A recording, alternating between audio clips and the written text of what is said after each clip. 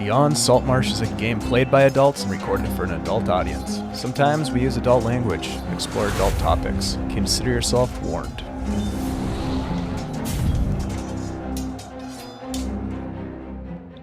Hello, everybody. Welcome back to the Spirit Adventures Guild. My name is Dave, your humble dungeon master, and we're about to get back into our epic 2+ year. Is it 2+ years? 2+ year game of Dungeons and Dragons, Beyond Saltmarsh, and where it will go tonight, nobody knows. We're partying though, suffice it to say.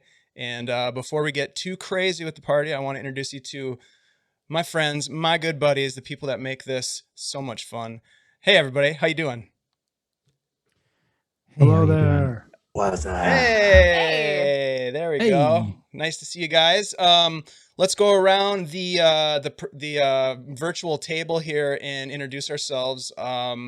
Let's see. Tonight, let's go ahead and start with, I don't know. Oh, well, we don't even know who he is anymore. I can't start with him. Who could that be? Oh, let's see. Let's start with Chad. Hello, it's me, Chad. You might remember me from such guises as North Shore DM when I'm running a game, or Real CMG when I'm on the Twitters. Or tonight you'll remember me as Tenoch Knucklebones, the Halfling Divination wizard whose mind matches his body, and that he will punch at you with both things at the same time. And then tell Andy's fortune with your bones. Okay, that got dark. That got real dark. I've seen it. Great to have you back, Tenoch. Let's go to Byron. Let's go to Kirk. Hello, I'm Kirk. I am playing Byron Hearn. I am crazy. I am unpredictable. I am dangerous. And I'm currently locked up, pacing, talking to myself as I ponder my existence and all of the choices I've made. Very nice. We're right exactly where you should be right now, I think. Let's move over to Ashley. Hey everybody, I'm Ashley, Minnesota Muse 99 on Twitter, and I am playing Feyre Evenstar, the 9th level half-elf glamour bard. And I should be in my element right now, but I am just waiting for like so many things. I'm so excited. I've been excited all week. That's and good I to won't hear. tell you any more than that. Oh my, that's very exciting. Let's pass the mic over to Andy. Hey, what's up, everybody? My name is Andy. I am playing Rhunar Deg, a 9th level human dual sword wielding fighter and a Battlemaster fighter and the captain of the Good Buddy. Last episode, I got a sword cane. Oh yeah, cane that turns into a longsword. And if I never use it again, it'll be worth it. Having been able to bring it to this party. Yes, sir. I'll just say you're in for a treat with that item for sure. Wait, did I say something? Hey, I got something to say. We want to thank our sponsors over at CZRPG for continuing to sponsor our stream. We are, as always, very honored and appreciative and grateful for them. We are tonight going to be also giving away the Troubled Veil, which is just a standalone adventure that you can drop into a campaign or just run it as a one-shot or multi-shot. If you're a new DM, this is a perfect opportunity for you to test your mettle and build your world and tell your story. This thing has everything you need. It's got amazing artwork, a bunch of great lore, a bunch of encounters, new stat blocks, new magic items, battle maps. You know it. CZRPG does massive amounts of battle maps of every possible condition you can think of. Maybe not all of them, but a lot of them. You could probably think of a lot, guys. But I can, in fact, think of a lot. You probably can. I wouldn't doubt it. But nevertheless, we're going to give a copy of this away tonight.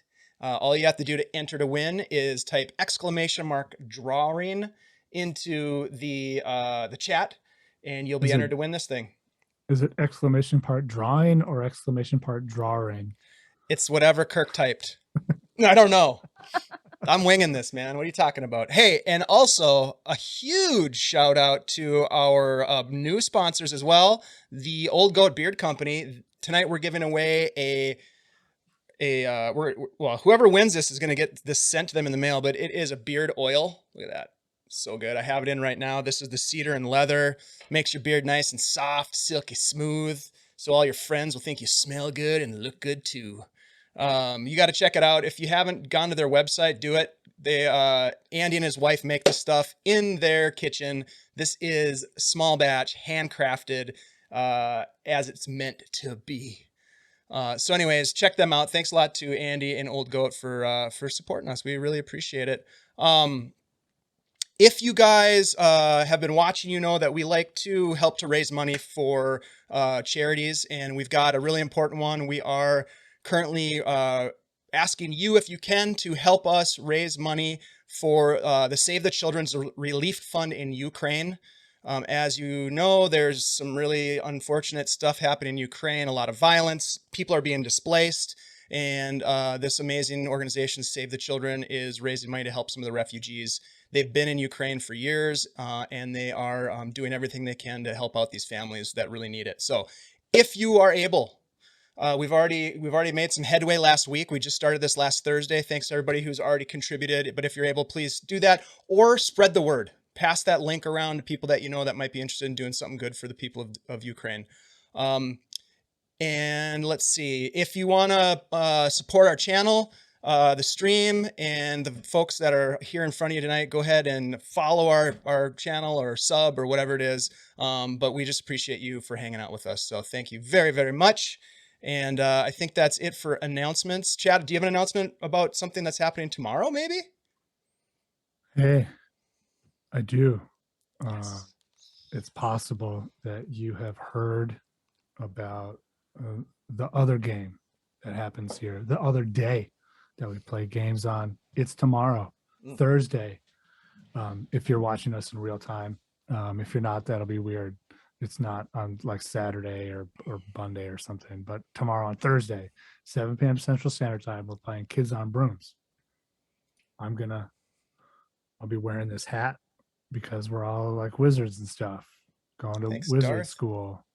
And, it's going to be a lot of fun. The party just got to the bottom of why are all the teachers being turned into bunny flies? Some of the party members have been sick with magicalitis, which causes you to vomit Skittles. Somebody has a raccoon that eats everything. So as you can see, it's a lot of hijinks and a lot of fun, even though I'm not inflecting any of that fun into my voice. So join us tomorrow. It's going to be great. Thank you, Chad. Appreciate that. You got to ration out the fun. Many Yeah. hats. Yeah, he's saving it's it, going to be obviously, great. for tomorrow night. Hey, Darth, thanks for the gift sub. We appreciate you. You're awesome. All right, here we go.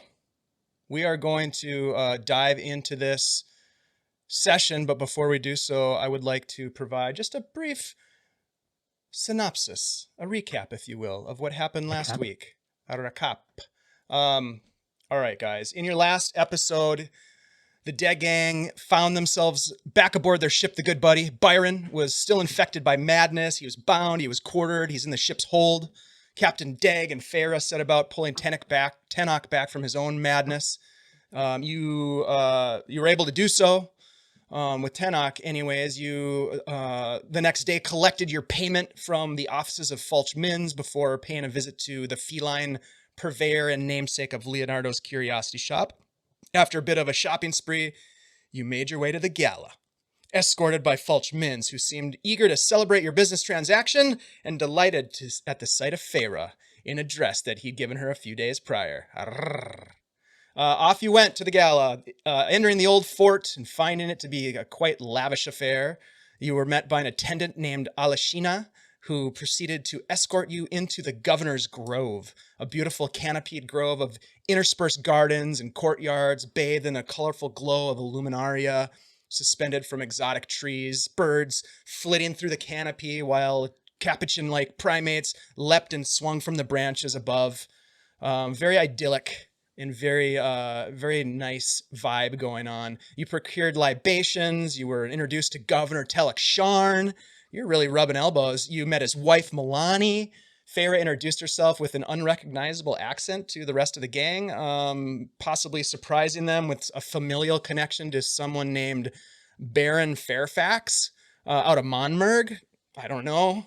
You proceeded to engage the governor in a business conversation, inquiring about his relationship with Aubric Dralian, and convinced him that you were Dralian's posthumous partners, interested in seeking a renewed relationship in Nariban. The governor expressed his sorrow at Dralian's death and his interest in your offer. As such, you were kindly instructed to speak with Fulch Mins, the governor's business manager. And the governor and Lady Sharn took the opportunity to basically get away from you guys and go talk with some other guests. Alashina pointed out a few additional guests. There was the gnome perfumier with the ostentatious mustache named Master Loquid. There was a flamboyant elven dandy engaged with a group of laughing guests named Rashlin. There was a somewhat severe, though elegant, business counselor woman holding court amongst a small group of guests named Slerius, or Slerius, I think. Yeah, Slerius. Are you Slerius? See, I remembered. And then there was also Eleanor Lovage, a striking, albeit distracted, human redhead of, I literally have this in my notes, a redhead of exquisite proportions. I don't know. There you go. You can read into whatever you think that means. Fulch Mins took his leave while the three of you were left to, really without saying anything to each other in character, you all just kind of like scattered in different directions to seek information and clues. Tenoch looking to discover the owner of the initials G and T, or perhaps get himself a G and T from the bar. Feyre headed over to speak with Eleanor Lovage, the redhead, and Rhunar moved over towards the Commandant Trembath Pierce, the Commandant of the Iron Watch. But Rhunar, as you stopped for a moment to fire up your pipe, take a deep pull of the soothing tobacco, you felt a hand pat you firmly on the back, a familiar voice causing you to recall visions of Saltmarsh, a man you hadn't seen since Saltmarsh, actually, a man that you know as Tarn Turborn, who was rather excited to see you there. And we will go ahead and begin tonight's session with you, Rhunar, as Tarn has patted you on the back. Rhunar Deg, my old friend, so good to see you. What are you doing here in the Risbon?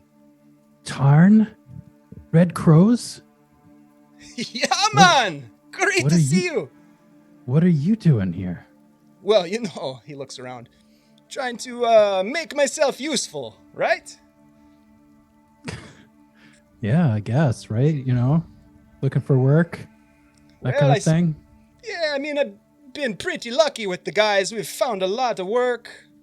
Right now, I just recently joined up with the Denzek Squadron, you know, just for a time. Nothing serious. I haven't made any long-term commitments, you know, but some way to make a little coin. It wasn't for us to stick around the north, you know what I mean? After a while, you sort of wear out your welcome. Yeah, I can understand that. Say, how did you end up here? By way of Monmerg. We have a boat, you know that. Probably. You have a boat? You know that? Yeah. No, I did not. Last time I saw you was Saltmarsh, and no, I don't think you had a boat then, but you fought like a champion. Oh, look at you. He kind of grabs you by the shoulders. You look good. Tell me you've been mixing it up, huh? Yeah, a little bit. You know, we got ourselves the good buddy. We've been we sailed some cargo to Monmerg. Okay. You know, had a little stop off in Cyberit. Yeah, eventually we found ourselves down here. Jim, Cybrit, why were you in Cybrit? Oh, just a little merchant mission, you know. So you're doing business now. You're a businessman, huh? With a You couple know. of swords. Yeah, exactly. Yeah. You know how it goes, right? I do. We, you and I, we are two peas in a pod, I think. Tell me, you still have the crew? Yeah, most of them. Some Okay. some of them. The Some new dwarf, people too. that, what is the one's name from Gradzul? Byron? Byron, yeah, we got Byron still. I'm sure he knows. He remembers. you. Erin.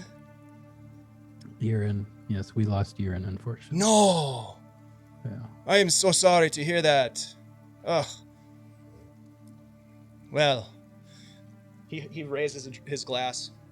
To your friend Erin. We've all lost some, right? Hmm.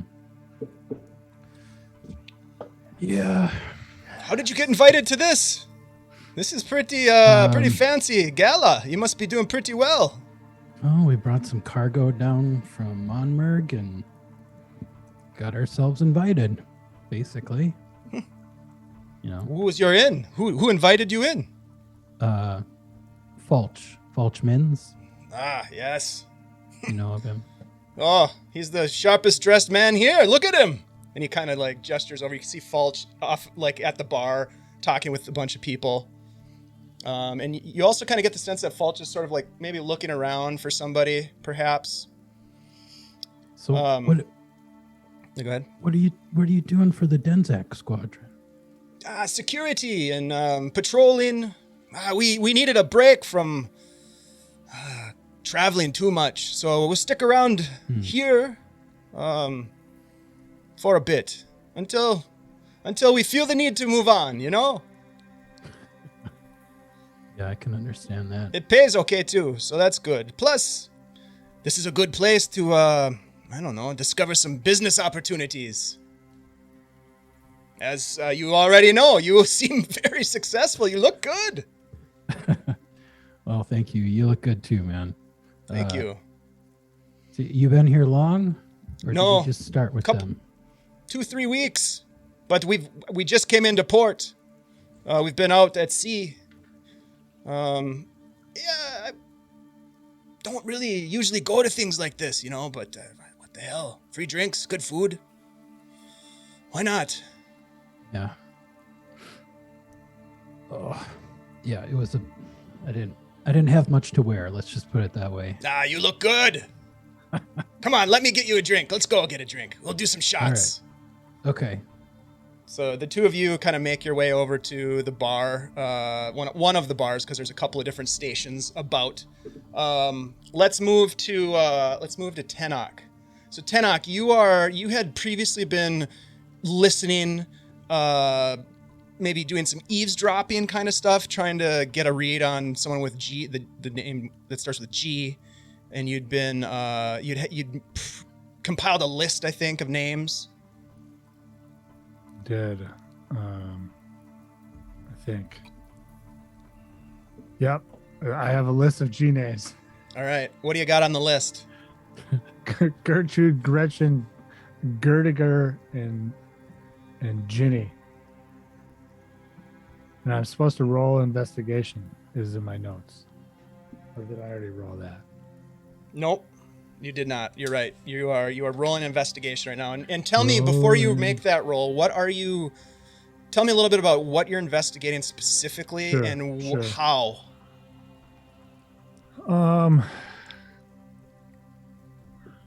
I don't know. I don't, this is kind of a little bit, and by a little bit, I mean a lot out of Tenoch's social wheelhouse.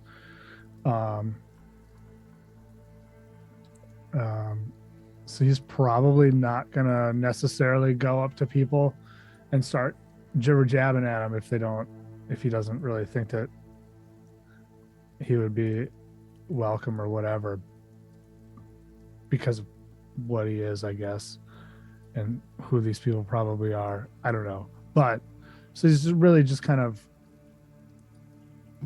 keeping a polite distance maybe not very well, because he of course doesn't necessarily know about the polite distances of eavesdropping in social situations of this caliber. But yeah, just kind of maybe, like looking at the decor, because there's all this like natural kind of decor in this room, or maneuvering through, say, a veranda, because I think you had mentioned that there's like a I don't know, like a deck. Yeah, or there's something. an Like a- exterior patio where there patio. are people. Farah is in that direction. Um, And then there's the grove, which is more of the gardens, right? And then there's also the estate itself, which you Right. can see that there are people sort of lingering in this really kind of opened wall area that exits to the patio. But it's kind of like a great room, and there's people in Sure. there smoking big cigars and drinking, fancy liqueurs. Yeah, maybe I'll look around. Like, is there a guy handing out cigars? I might get up on that. That sounds like something that he might be into. Take a few extras. Yeah. But yeah, really just kind of keeping an ear out for names. Really all I have to go on is GT. So something like that. And then if and then any kind of conversational topic that might be culty. Okay, some culty small talk. Some culty small talk, or like, I love it. as a practitioner of esoteric arts, I listen if anyone's, if I hear any like hush tones of somebody like, oh, blah blah blah, like, yeah, we got the powdered fucking mummy's foot or whatever, Let me ask you a question. How out of place does Tenoch feel at this gala on a scale of 1 to 10? Probably like a, like an 8. Okay. Maybe a 9, like pretty out of place, right? Like he's Sure. used to, he obviously he comes from a very tribal people. He spent the last 10 plus years on various ships in the hold of the Sea Princes, so very rough individuals, so yeah, this is a little outside of his wheelhouse. First, okay, so I'm gonna have you roll an investigation check, but first, I would like Yeah. you to roll I want you to roll a charisma saving throw. Nice. And this is sort of to gauge sort of his response as he bumps into people, or people maybe greet him friendly, like how he sort of responds, and the level of sort of social prowess that he has in the heat of the moment. Sure. 12. Okay, so you and then go ahead and roll your investigation check. As you're making your way and listening, you kind of turn and you bump right into this woman, and she kind of looks down at you, and you just get like, she kind of gives you a dirty look at first, a little nerve-wracking, not in a dangerous kind of way. You've seen some shit, but in just the dangerous social awkwardness, right? Which is sometimes even worse to think about. But yeah, your charisma doesn't really pay off, and she asks you a question, and you don't even really hear the question. You just kind of stare at her. She's rather beautiful. She has this sort of here. Let me bring her into. I'll give you a picture of what she looks like. So I have some photos that I'm sharing with the players that people who are watching can't see because we don't own the art, but I'm using as kind of like placeholders to give folks an idea. She kind of looks at you and she says something to you, and you're not quite sure what it is because you're sort of taken aback. And This is the picture that's right next to my picture. Yep, just to the left of your picture. She has kind of like this dark hair, very sort of youthful look to her. She has a beautiful like emerald sort of, what is it called, a tiara or like a headdress, and beautiful necklaces that sort of give you the sense that she's, as many of them are, very wealthy and well-to-do. And she says something to you, but you don't hear it. just probably just like smile a little big with a little too much teeth. Oh my. That might be a little bit of like, hey, and a little bit of, you know, Roll an intimidation. somewhere between there. Not Roll like, an not accidental intimidation check. yeah, for me. not even like really intentionally. You bared your teeth. Oh, at her that was instead of almost a smiling. natural It was 20. almost a 20. It was a 4. Oh, whoa, nice. Oh, I'm sorry. I didn't mean to bump into you. Ah, You look a bit out of place. My name is Miriam. yeah, Tenoch. Your accent. Where do you hail from? Are you local? I'm from the jungles of the Amadio. Oh my. Well, isn't that interesting? Tell me something of the Amadio.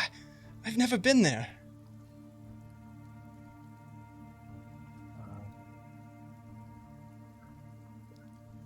It's you want to sleep off the ground.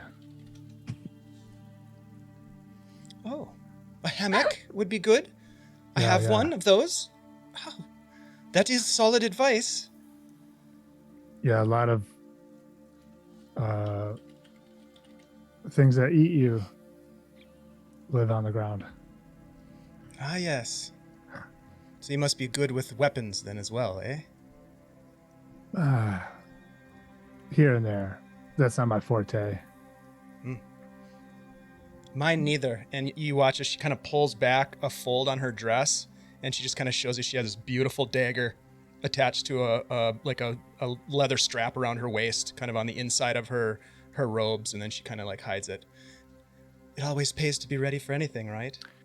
It does. It does. And I just kind of flex. Oh my. What did you say your name was? Tenoch. Oh, They call me Knucklebones. well. And what was your name again? My name is Miriam DeVries. Miriam? Miriam DeVries. Miriam DeFries. With a V. And she's related to her dad is Mr. DeFries.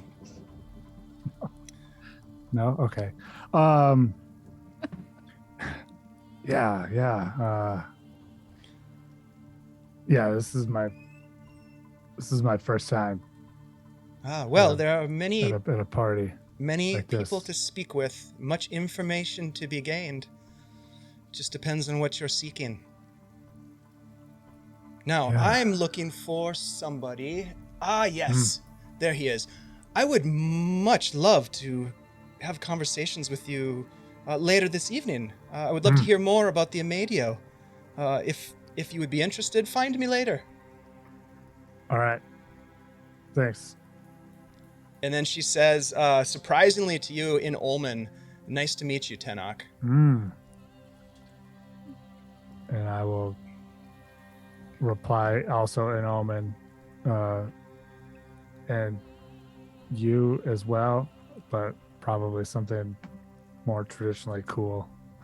Like, She I don't know. She makes her way out down the patio as you now begin to seek out. What did you roll for your investigation check? Ooh, 11. Okay. Nothing So are you superb. heading? Where are you heading? You've got sort of like the patio, the grove. There's also then the stateroom, essentially. So there's kind of a couple of options, I think I would or the great room, I guess is what I'm calling like it. the great room is probably like a part of me is like, ooh, the great room sounds rad. But another part of me says, maybe the great room isn't necessarily where people are like hush hush convoing, but maybe it is. So let's check out the great room because that sounds rad. All right, you're gonna make your way to the great room with your investigation roll. We'll come back to Yeah. you. Tobacco, Yep, the smell leather, of tobacco, rich mahogany. many leather-bound books, etc. Books. We'll jump over to Farah. Farah, you're approaching this redheaded woman of exquisite proportions. I don't know, it's in my notes. I don't know why. But you do. She sort of sees your approach, and she kind of finishes her drink. You notice that she had another one already lined up on the table next to her, and she kind of slides it over into her hand. I walk over to her and I basically like side up to her. So we're both kind of like facing the room the same way. And I'm still holding this ostentatious, like ridiculous little drink. And I just kind of like cross my arm while I'm holding the drink in the other hand. And I go, I hate these things. You know, my date is off conducting business. Why is it that some men can never stop working? How's it going for you? Well, about the same, I suppose. Not a big fan, but I'm here nonetheless. No excuse other than just drink it all away. Who are you with? Which one is yours? Oh, I guess I'm with Fulci tonight. Mins. Wow. Yours mean, quite he the is- lucky one. He's quite a good dresser, you know? Sharp-dressed man. That is very true. That one, and she points over to Rashlin, who is just like holding court and, you know, throwing his hands around and hugging people that he's talking to, and they're all laughing. I'm with that one there. He plays the role of a man about town, but he is quite a bore. Ah, such is the life. Ah, you're not from around here. I have not seen you before. No, I'm from a little bit further north, but, you know, I've been sailing around for a while. Lots of different adventures. I see. Well, you're the one that's here with, in port, with, on the Good Buddy, yes? Oh, you've heard of us? Yes, yes, I have. No particular context other than, well, it seems that you've been, in your crew, have been quite busy since your arrival. She hasn't looked at Really? you yet. She's, you know, you're both still sort of like looking out over the grove or over the patio. Huh. I was going to say that perhaps our fame had preceded us, but we were. Yes, I suppose we've been quite popular since we've landed in port. Yes. Any interests in particular? Oh, you know, just kind of selling our cargo and making deals. And visits to the prison?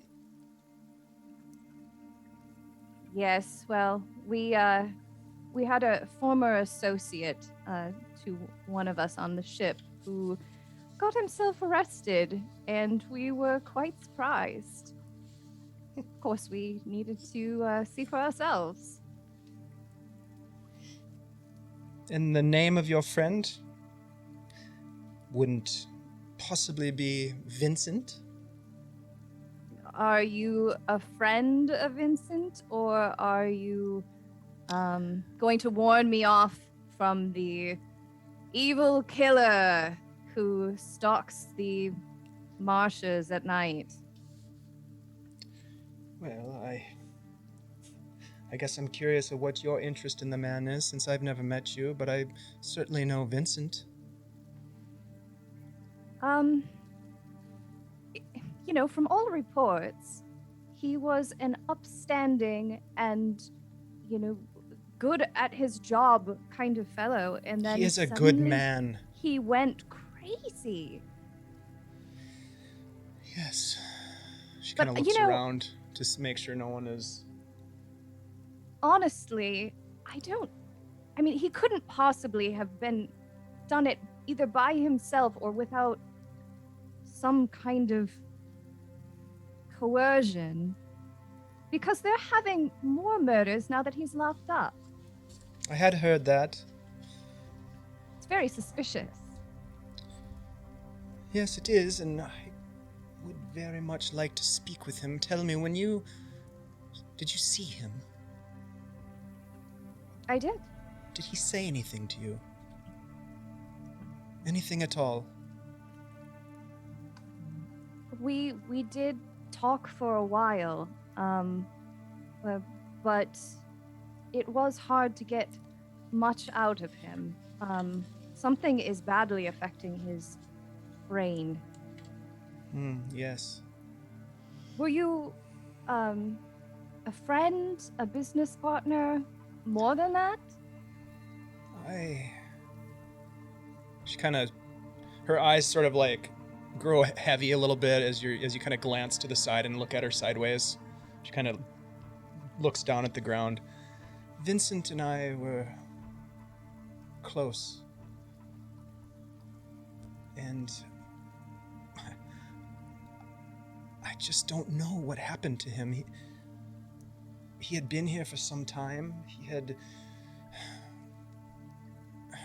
been seeking something. He never told me a lot about his motivations or what he was doing, but he would spend time away, I assumed on the coast.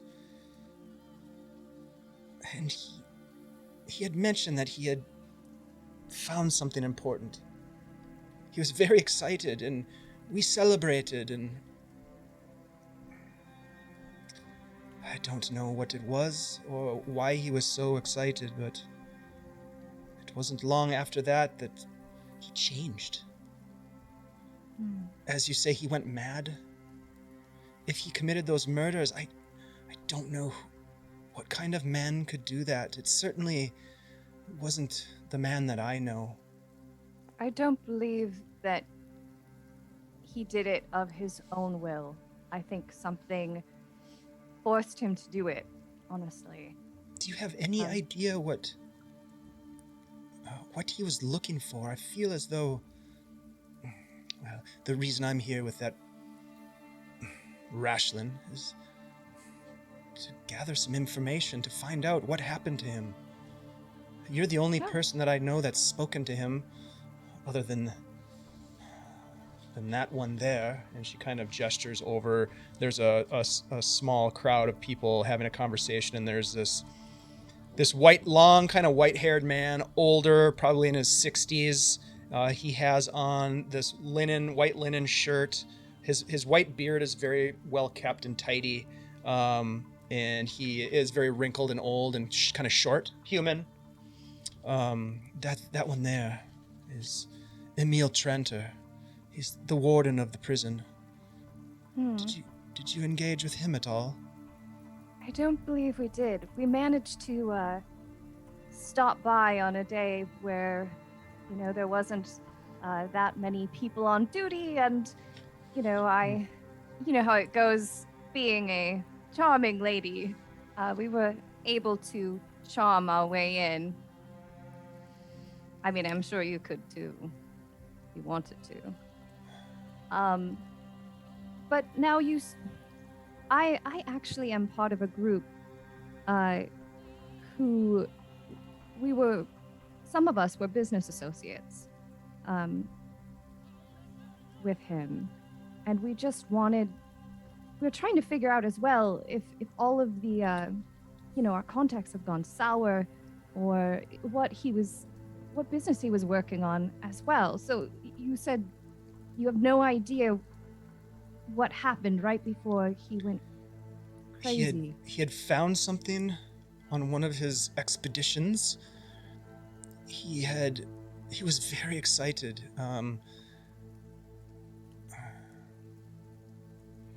But do you know? He didn't tell me what it was. I think to protect me. Would that have all been on his ship? Well, possibly. It is quite possible. with anyone in the city, exclusively? He had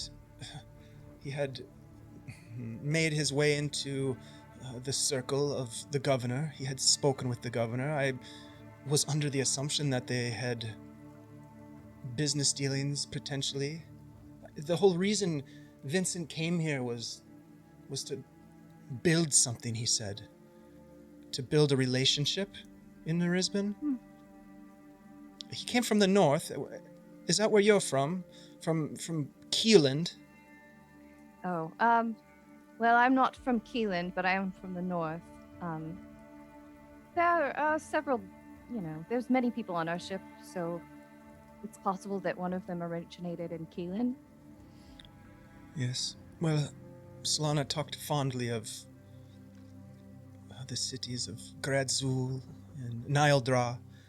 He was well-traveled. Is well-traveled. I fear as though I've lost him. Well, if we have any say about it, we're going to try to release him from whatever thing has control of him.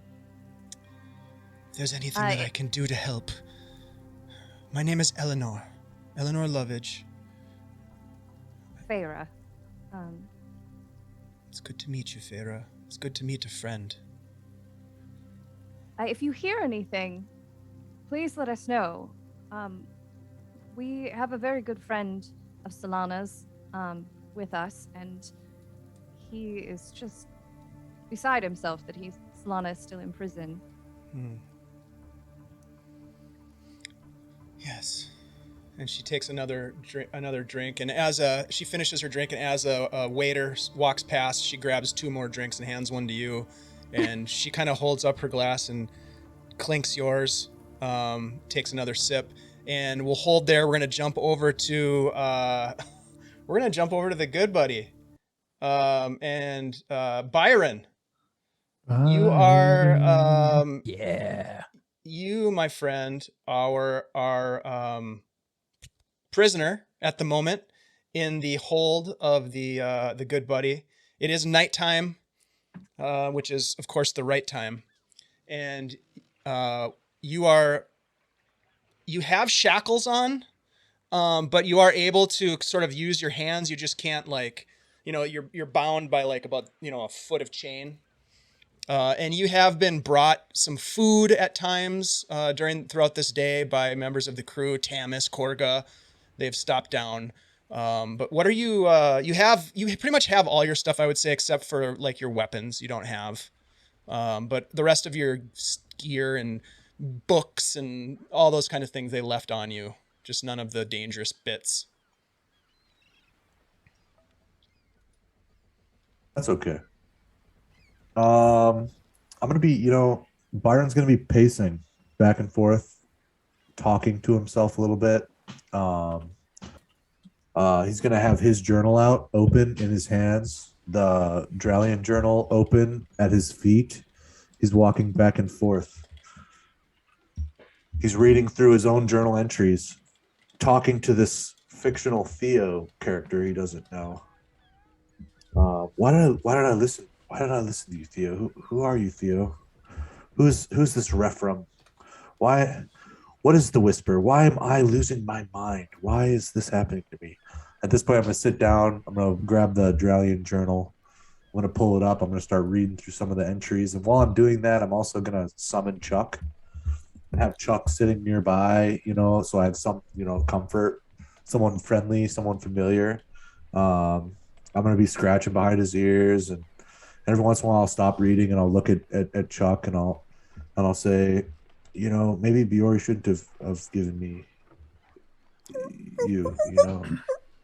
Maybe you should have stayed with Adama Lucy. Chuck kind of crawls up over your shoulders and wraps his arm around your neck and just kind of squeezes you and kind of hug. Oh, Chuck. It's off the blood flow to your brain.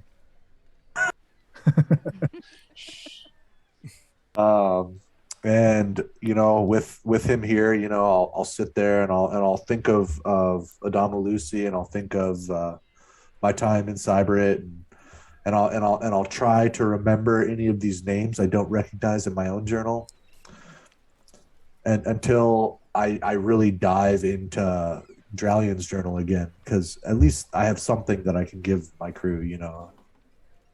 Sure. And so I'll dive in. I'll do some investigating. So first off, the reading that you're doing of your own journal, especially relative to those names that just don't have any meaning to you, it's almost like you don't know who wrote. You can tell it's your handwriting in your own journal, but any references to a Theo or any references to Rephraim just don't make any sense to you whatsoever. It's like someone else got into your journal and wrote it. You just don't recall Right. anything about it. Right. But yeah, go ahead and make some rolls for your Dralian journal investigation. Let's see what happens here. Good luck. I will use the magnifying glass as well. Okay. And you do have one advantage sitting there if you wanted to use it. Just FYI. As I remember, I was told I was given advantage on these rolls from now on because of an understanding I had gained. Oh, that's right. I forgot about that. Yep. So don't use that then. That'll be bad.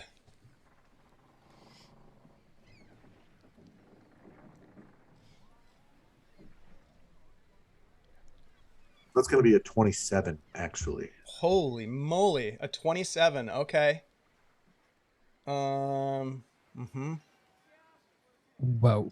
That's pretty substantial. All right.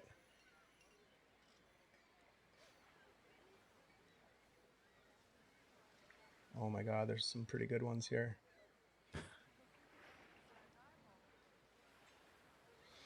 Okay, let's see.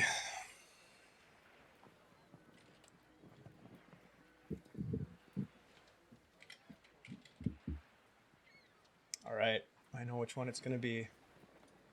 It's going to be number 22. Journal page. Journal page. Journal page. Let's see, there we go. Let's do this. Give me one sec. I'm going to bring this back here for the moment.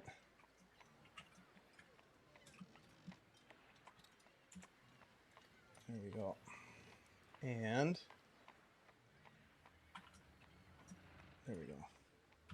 All right, so number 22, it's a 2-pager. So here's page 1. Go ahead and read it out loud if you wouldn't mind. All right.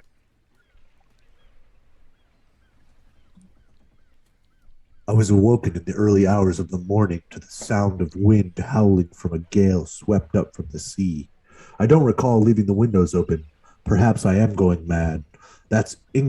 Tote's inquiry about recovered artifacts has me thinking of Governor Sharn's collections. The ixocoitl metal is mentioned in the Ullman, Texas, and I have long sought to obtain it. If only our partnership had worked, I could already have the artifact in my possession.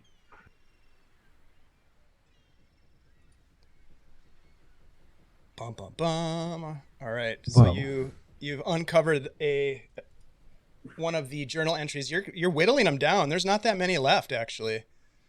1, 2, 3, 4, 5. There's only 6 left. Nicely done. You know, if there's time, I'll dive back in. I'll see if I can link this to another one. Yeah, I think you could probably do one more. Why don't you go ahead and roll again?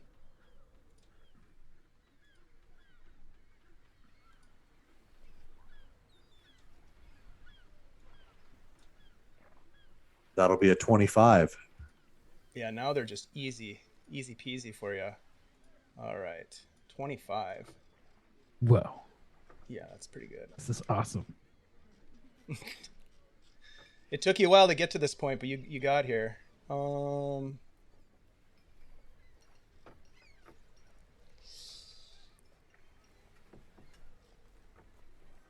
right, I'll give you this one. Now, just to be clear, from a metagaming perspective, the rest of you guys have no idea what's going on with these entries, even though the players are getting to see some things that might entice them a little bit.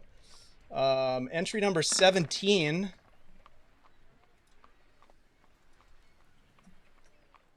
Short and sweet. Andre seems to understand what is at stake, yet his motivations are unclear. The man's dealings up and down the coast are well known to me as well as the lodge.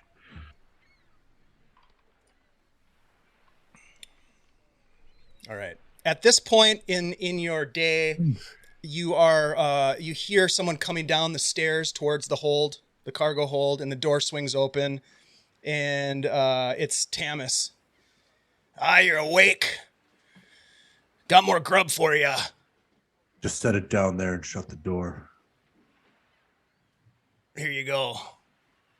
You all right? No. Dude, shut the door, Tamis. Shut the door. Tamis, put the food down and shut the door. Yeah, okay. He shuts the door and leaves.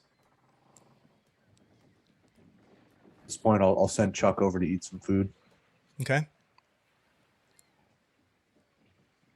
And I'll sit there and I'll just think, and I'll think of Adama Lucy, and I'll close my eyes and I'll try and picture her and that majestic moment where she took my animals and took them to the free lands. Okay. Yeah, it fills you with a warmth, certainly. Like that was a really meaningful moment for Byron. And it makes you feel better about your situation. And you've got Chuck, who doesn't seem to be judging you at all for anything. He is as it is providing some unconditional love to you in a time of need. And with that, we'll jump back over to the party for a little bit. Let's see. Let's get our party music going again. Let's do this. All right. So let's see. Eeny, meeny, peppercini, Alabama, boo. Uchi Coochie Dominucci, we'll go with you. All right. So, Rhunar. You and Tarn are tipping back some drinks. And he seems to be like telling you a story of some escapade, on the, out at Port Tolly. Yeah, we had to get out of there pretty quick after that one. Shit. Yes. I can relate. Tarn, it occurs to me, we go way back.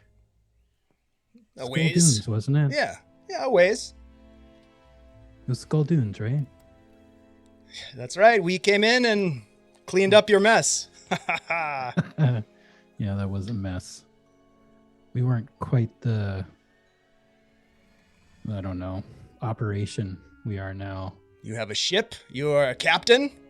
Yeah. These are good things. You went into those ruins, though. Yes. What did you see down there? Undead creatures that we killed. Loot that we took. It was a sad place. Those people had been living there for far too long. Yeah, they're It was like filthy. cultists. Yes. There were these the most difficult thing that I remember were these crystalline minotaurs, constructs of some kind.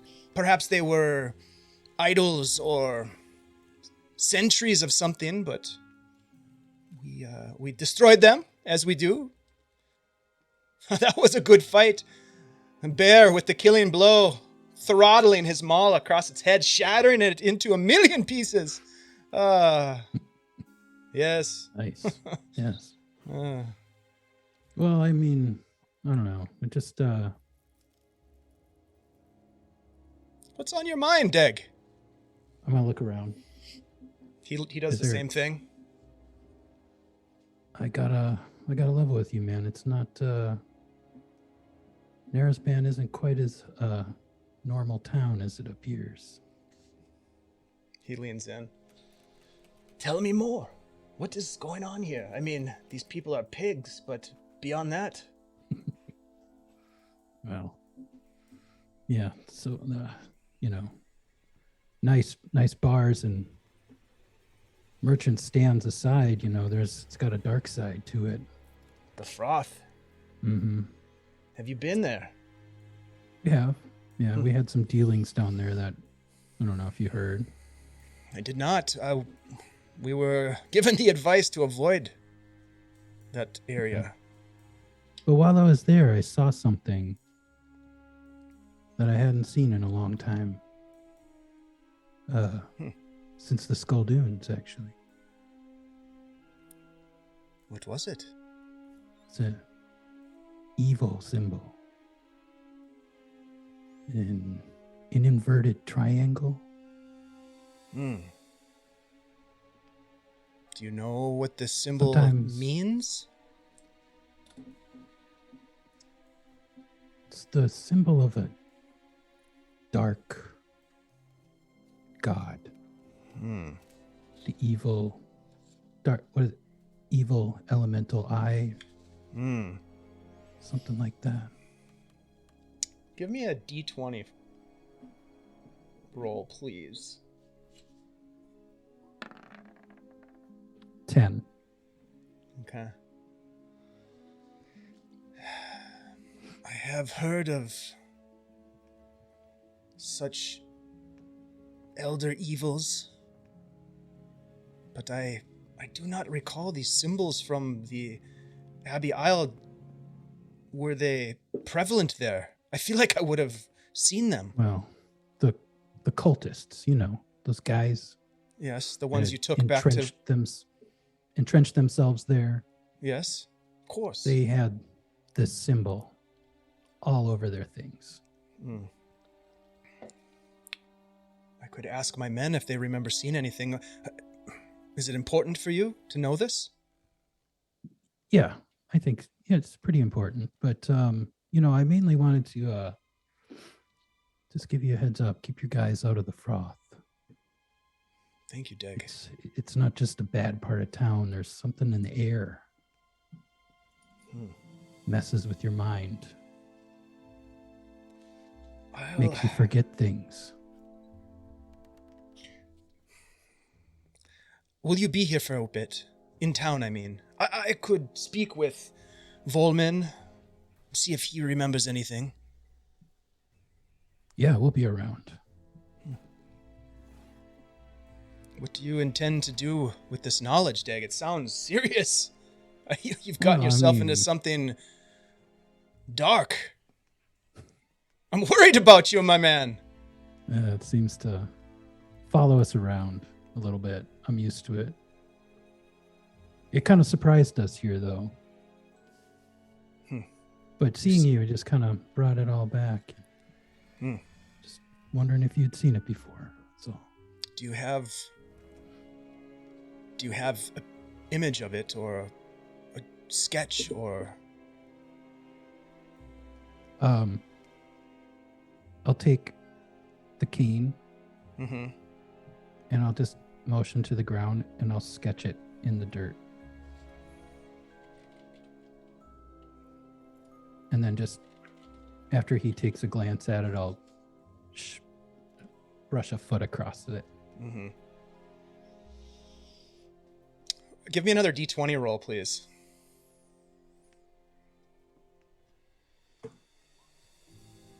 Hmm, 6. Okay. I do not know this symbol, but I will ask Volman. He is versed in some of the dark arts. Well, just, keep an eye out.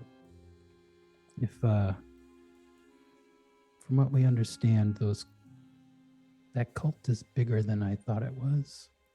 You mean the connection between the Abbey and here? Yeah, some of them might be here. That is troubling. I thought we'd snuffed them out. Well, Yeah, I didn't think twice about them.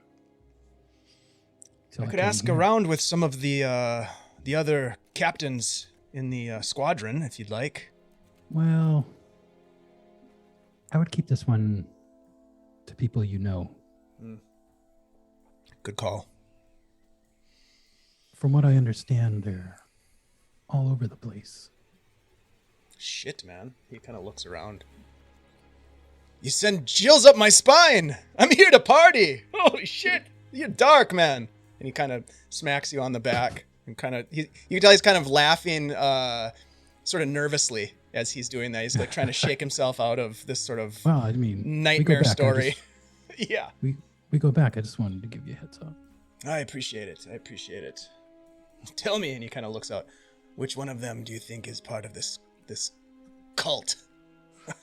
Let's play a game. And he kind of goes, I think that one there. Look at her. I'm gonna pause. I'm gonna pause for a sec because I just caught Tenoch peck popping for this woman in the middle of this fancy party. Peck pop love, baby. It's Yeah. the way you I mean, get she's cute, everyone. right? I'm just like, It's true. yeah. I mean, they could be that guard over there for all we know. Shit. And you guys kind of start doing that, sort of pointing out people and making, he's trying to make a little bit light of it as best he can. And we'll pause there for a minute and we'll jump back over to Feyre. So you and Eleanor. So then I belched fire and I lit one of the customers My on fire. God. Oh my God. You didn't. It is no joke. You should, I mean, maybe you would have a good time, but beware of, you I know, am not taking the the gut drinks punch. over at the, yes, the Black Anemone. I will stay away from that one, my dear, but I will have another one of those, young man. Come. She grabs another drink and she takes it down. These types of events are grinding to me. I would much rather be out on the seas. Free. Are you part of a crew now? No, but I've traveled. I've never been part of a crew, per se, but I have done a bit of sailing. And I do enjoy it very much. It has been a while. What's your specialty? Drinking all the rum. Oh, cruise director. Me too. Just say cruise director. Yes. That is so like you. Oh my. You are a joy. I'm so glad I ran into you here. I do hope that you and your friends can do something for Vincent. And I will do whatever I can to help you, of course. That is very kind, and I hope we can, you know, make this resolve properly. Yes, indeed. Well, I suppose... I'm sorry, I didn't mean to interrupt, but I can see Rashlin looking this way. You should go and rescue him. Is that my job now? Rescue Rescuer everyone of else. boors. Well, if you get bored, you can always stop by us on the Good Buddy. Happy to have another fun-loving person along. Indeed, and I will find you later this evening, I believe, for another drink and a chat. Until then. Pleasure. And she kind of takes your hand and kisses it.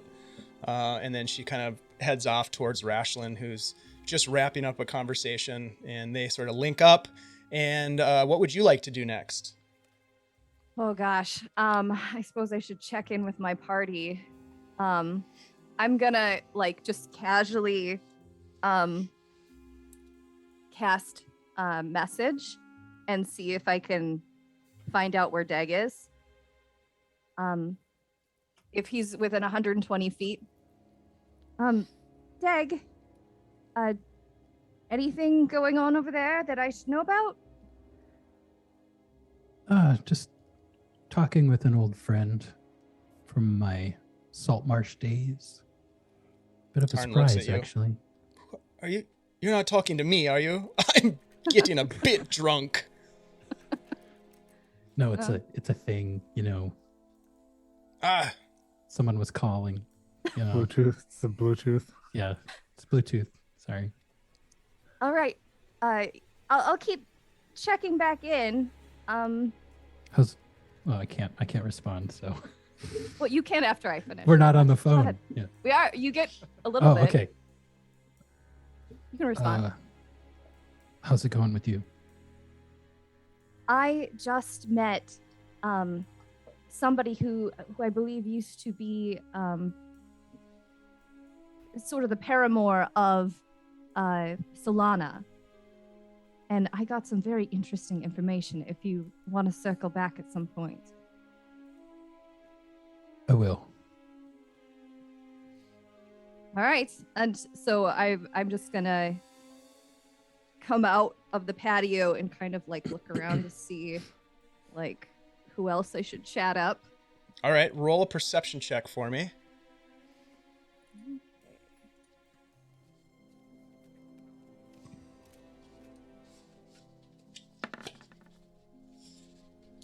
Six. There's a lot of people here and I've been drinking.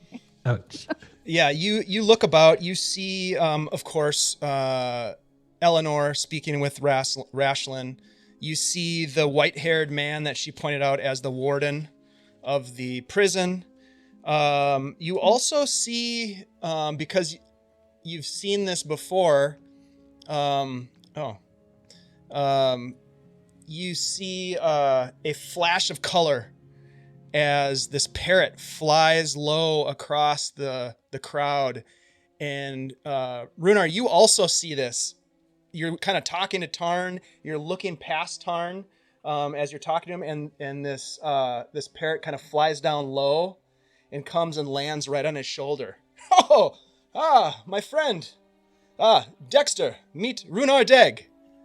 And Farah, you're watching as something rings a bell as this bird flies across and lands on this man's shoulder, this man who is broad-shouldered, his back to you. He's got this black hair tied back in a ponytail, and you don't necessarily recognize him right away, but you recognize the bird. And you start to put things together in your mind about what that means. And as you're pondering that, we're going to go over to Tenoch. So Tenoch, you are investigating about awkwardly through this. You're doing your best to hobnob. Yep. About this gala, and you do overhear a conversation. This is a conversation that references Dory, and so you don't hear anything about a G&T, but you hear the name Dory. Okay. There are two men talking. One of them is just sort of a nondescript man in a sort of a suit coat. The other one has this sort of very severe widow's peak, white hair, kind of wavy, not long, but maybe like just above shoulder length. He's got these glass spectacles over his eyes. You would expect to maybe correct his poor vision, and they are having a conversation. And you just hear the name Dory. That's all you hear, but it catches your attention. They're in the study? They're kind of they're just on the patio side of the door to the great room. That's what I meant. Yeah. Yeah. These dudes who are smoking cigars, like, do they obviously have their own cigars? Is there like a box of cigars that is laying around that you would probably need to walk into into the great room to kind of figure that out. Yeah. Yeah. So you walk into the great room, and there, the minute you walk in, a couple of people kind of turn and look at you, sort of a little surprised at first, but then they sort of nod. You get some nods. You know, no judgment, but just kind of like, okay, cool. And you look about, and there's a couple people smoking cigars. Not everybody is smoking cigar, because smoking's bad for you guys, just FYI.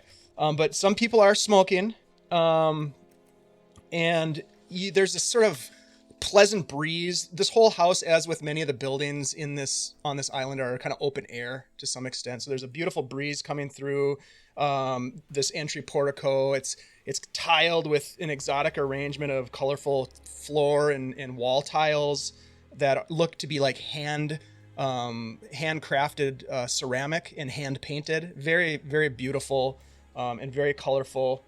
They appear to be depictions of jungle motif kind of thing, which, you know, is a bit welcoming to you for sure, although it's, you know, artificial in nature and, you know, a rendition at best.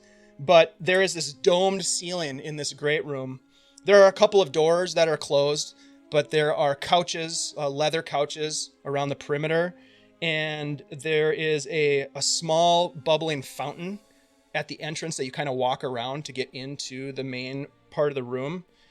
You see right away, because it's your nature, that there are 4 very well-armed guards that stand at each of the 4 doors that lead out of the room, farther into the estate, right?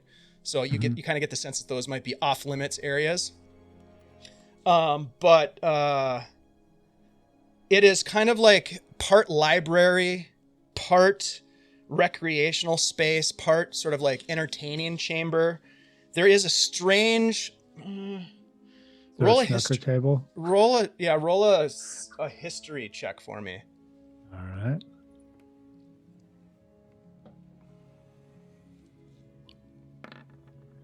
$20.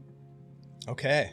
You've seen this once before when you had been sent to communicate a message to Alesko Mariconia back in Monmurg when he was at a meeting with some very influential business people in Monmurg. Okay. It is a large rectangular table with a recessed tabletop, and there are 6 small baskets around the perimeter, and there are a series of colorful balls on the table and 1 white ball that these men are using wooden staves to push the white ball and they're trying to knock the colored balls into the pockets. So a snooker table or a billiards table? You don't know what it's called. Right. Yeah. Just for the visual, and realistically, I'm gonna be honest, I don't really remember what the difference is anyway. It's one of those. Yeah. Sweet. Yeah. And there are a couple of gentlemen smoking big fat cigars, and they kind of look over at you and nod as they're waiting their turn it looks like there's some sort of a game of skill underway. With this table. Mm-hmm. Yeah, you know what? Check it out. I'm gonna hang out and watch this game. I might get in on it. Kind of see what they're doing. Are there like people like watching the game or yes. Is it more of a okay. There's kind of like a small crowd of people who are, you know, they're engaged in small talk or having conversations, but they're also, you can tell they're focused on what's happening in the game. There's some money, there's some coins that are stacked on the table. So you get the sense that there's maybe a bit of gambling going on as well. Interesting. And one of the men kind of sees you come in, and he's kind of standing there as you kind of walk up next to him, and he has a cue in his hand, and he's like, you familiar with this game, little one? No, and perhaps you shouldn't call me little. And My bad. I see. You are much bigger than you present initially. My bad. My name is Rodrigo. Yours? Rodrigo. Tenoch. Very nice to meet you. What is this game? They call it 9 ball. For the fact that there are 9 balls. It's quite a game of skill and prowess. Perhaps if you stick around and have enough coin, you could get in on the action. Perhaps.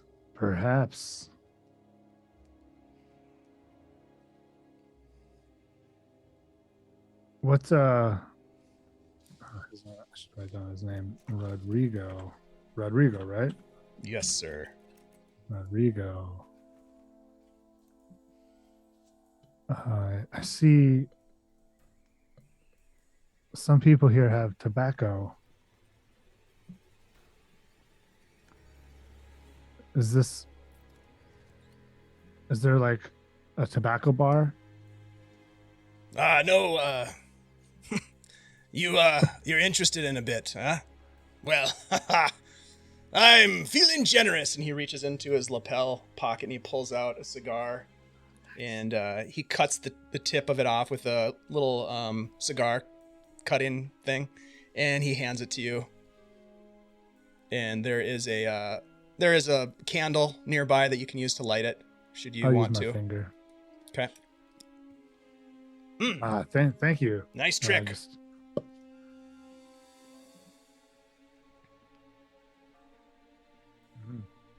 All right, so good. you start enjoying your cigar. Yeah.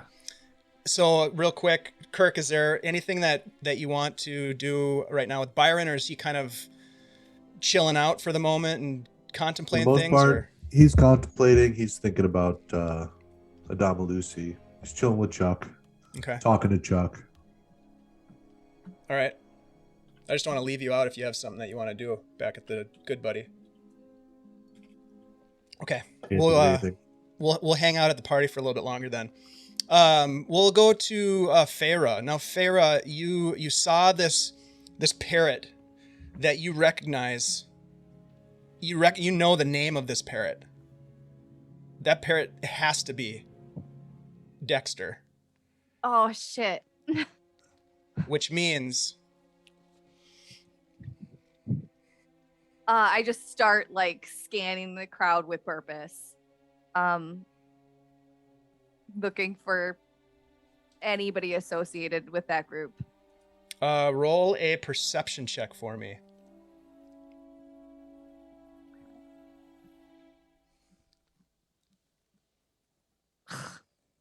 It is crowded in here. There's so much going on. What did you roll? Another 6. Oh, that's so sad. You don't see Right, which I think anyone. is another natural 1. Oh my! You've rolled 2 in a row. Yeah. Oh my god. Well, get it out of your system, I guess.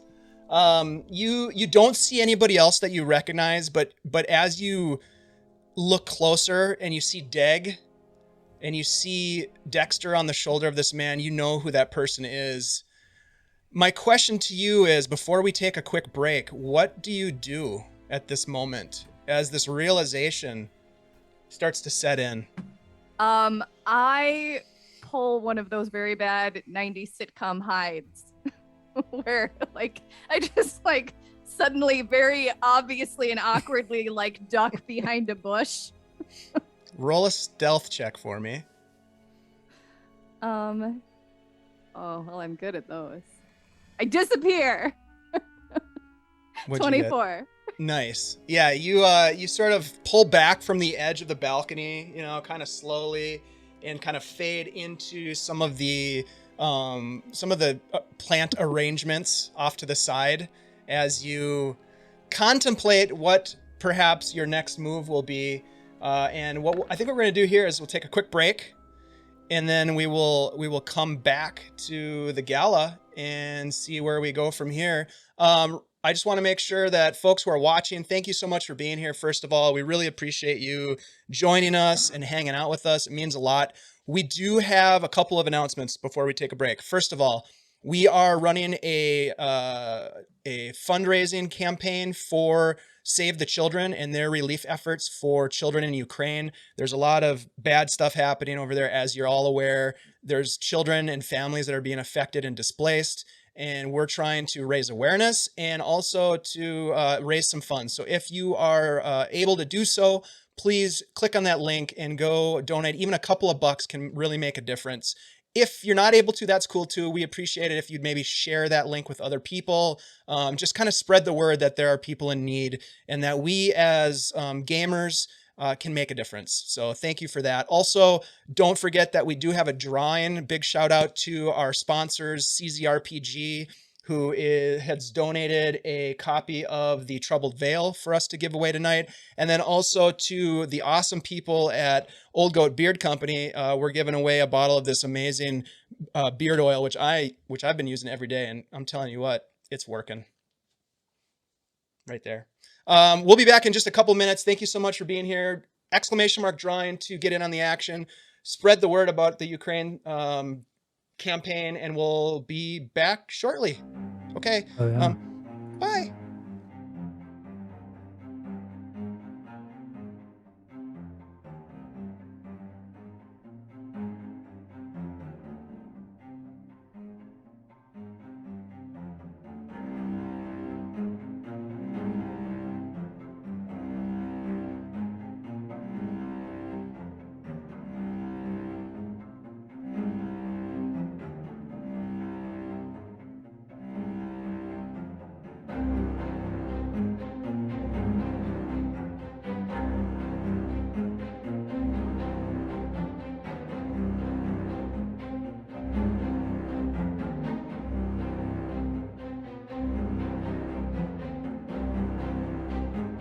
All right, everybody, we're back. Hey, thanks for being here. It's awesome to see you. Darth, thanks for being here. Phoenix, thanks for being here. I'm looking through the chat here. DM Dave, that's me. Cardman, the serial winner of all things giveaway over here at Guild's Pier. Congratulations on your win again last week. Don't forget to enter tonight because you can keep winning, Cardman. Although these would be the same things that you've already won, so I don't know. You could give it to somebody else. I'm not going to tell you what to do with your winnings. Techie Woman, hey, good to see ya. Kai Whimsy, good to see you. Thanks for being back from your trip. You look really tan, by the way. Just kidding. You don't look tan at all. Phantom MJ, good to see you. Thanks for everyone else being here. If I missed your name, I apologize. We got to get back to it. Stream Elements, you're a bot. All right, so we are back at the Governor's Gala. Farah, you have seen someone that you recognize, someone from your past. You are currently, I don't know, hiding in the garden off to the side of the patio. Perhaps, I don't know if she's a nail biter, but I imagine her kind of like biting her nail a little bit, trying to figure out what to do. What are you going to do? I am going to whip out message, and I'm going to message Deg, and I'm going to say, are you okay? Do you need me to make a distraction? And I mean, I could like start a small fire somewhere, and then you can escape. What are you talking about? I'm fine. Are you on the line again? A call? Oh, You're yeah. very busy. Excuse me a second. I'll go get some drinks. I'll be back. Yeah, and he walks up to get drinks. I'll step aside and kind of be like, what's going on? I'm over here behind this bush. Behind the like bush? kind of. No, to your left, there. Why are you in the bushes? Because I what's am going on? hiding from Ton. Darn. Why are you hiding from that guy? I know that guy. No. No. Yes. Okay.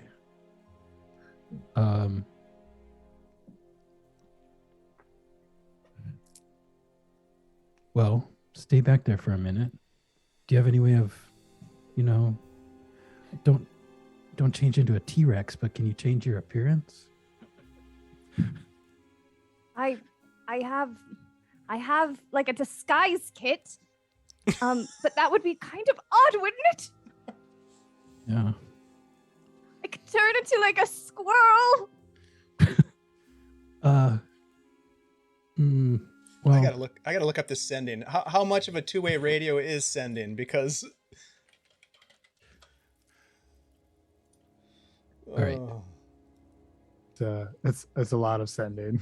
Yeah. It's a lot, but it's only like 120 Well, if feet. she keeps sending me messages and I keep responding, doesn't send that, a isn't short that Well, kinda at this how it of works? at this 25. distance, you could use message, right? At this distance, Well, that's you wouldn't have to use I'm sending. using Yeah, she's not message. using. Oh, you're using that's the what cantrip. Okay. I assumed it was the cantrip one. Yeah. All right. Yeah. I Not was gonna the, say. Otherwise, you're wasting a lot of spell slots.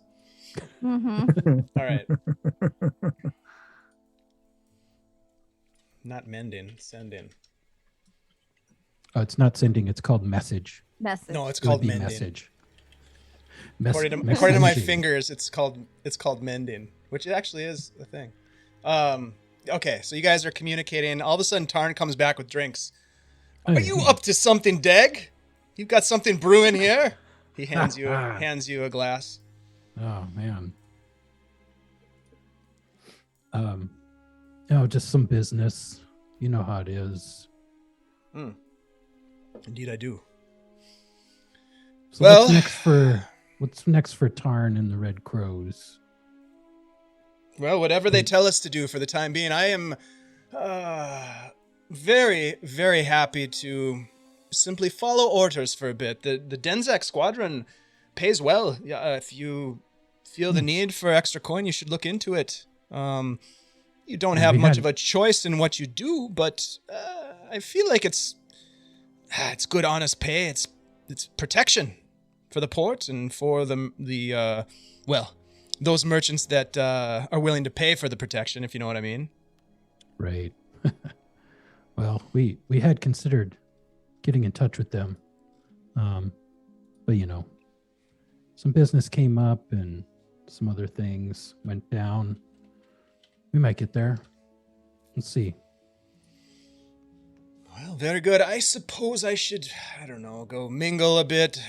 I was invited here to, speak about the last campaign. Well, I'll be back. I'll find you later. We'll do more drinking. We have much to talk about. It's good to see you, Yeah. Deg. Yeah, good seeing you too. I'll be around. All right. Watch your back though. I always do. Ha ha ha. Good man. And he kind of pats you on the shoulder. And then he sort of walks off with Dexter the parrot on his shoulder. I'm You are gonna- left alone with your pipe and your cocktail. I'm gonna look up. Do I still see Feyre? In the roll, bushes? roll a perception check with advantage. What was your Farrah, Check what your was sheet up your roll for 24. okay. Are you like doing this like over here kind of thing, or are you sort of still Like before when he looked at me, I really like it was very obvious, I Mhm. would say. Okay. Ooh, that's a 10. I'm gonna message no. him again and just say, "Come over here." Where are you? I just see it's getting dark out, right? Is it dark out? Place. It's the same nighttime. place.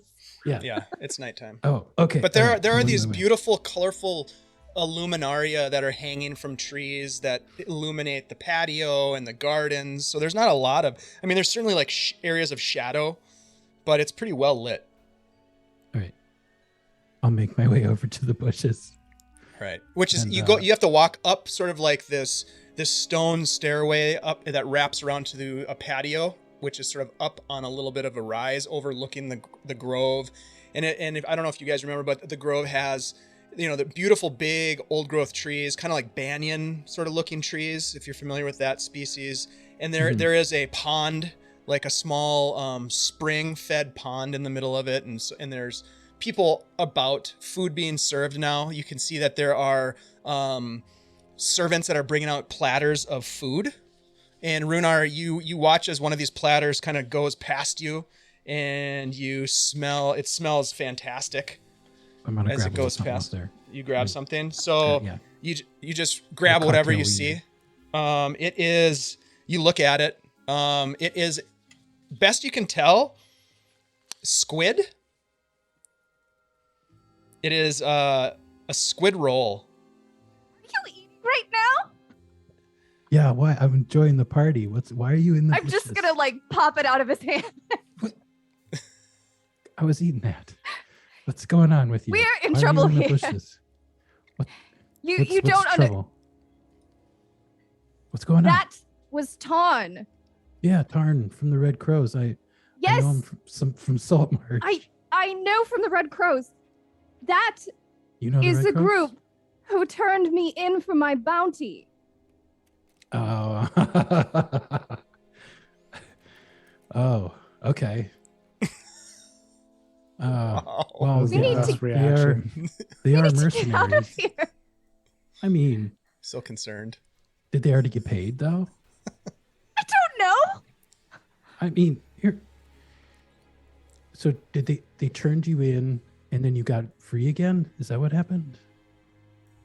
Well, I ran. That is what happened. After they turned I mean, you you've in, you got seen them. paid. They're really strong.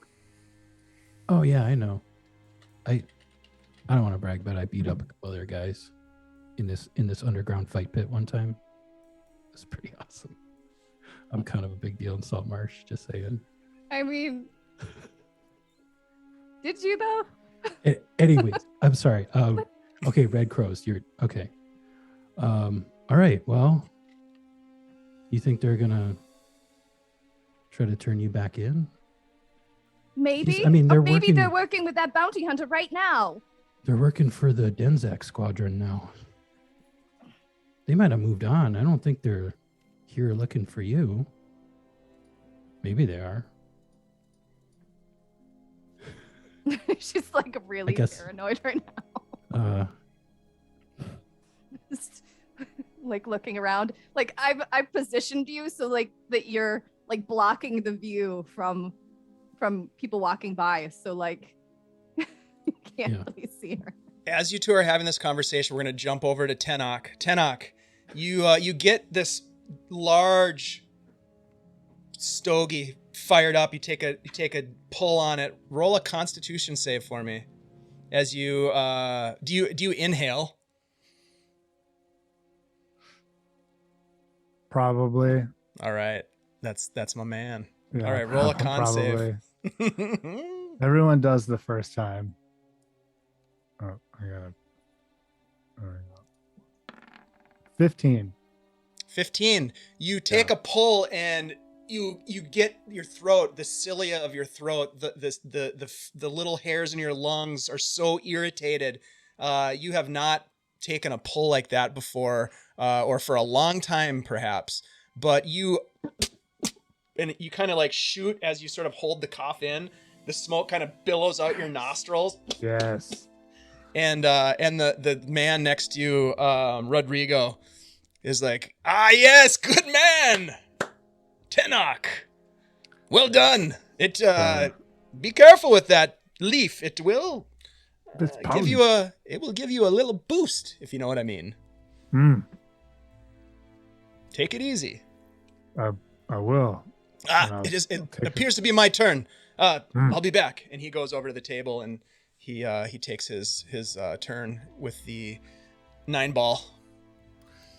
Is there like an obvious, I guess, method of queuing? You go to some bars Mm-hmm. in the IRL and you're looking to get at a pool table and, there's a row of quarters and, you move your quarter up as, or whatever. Well, yeah, you definitely saw, as I mentioned, there's like stacks of coins that are on the table. So I don't know if Tenoch would necessarily know what that means, but yeah, I mean, essentially there is, and that's Okay. what those stacks are. But I don't know if he would immediately pick up on that or not.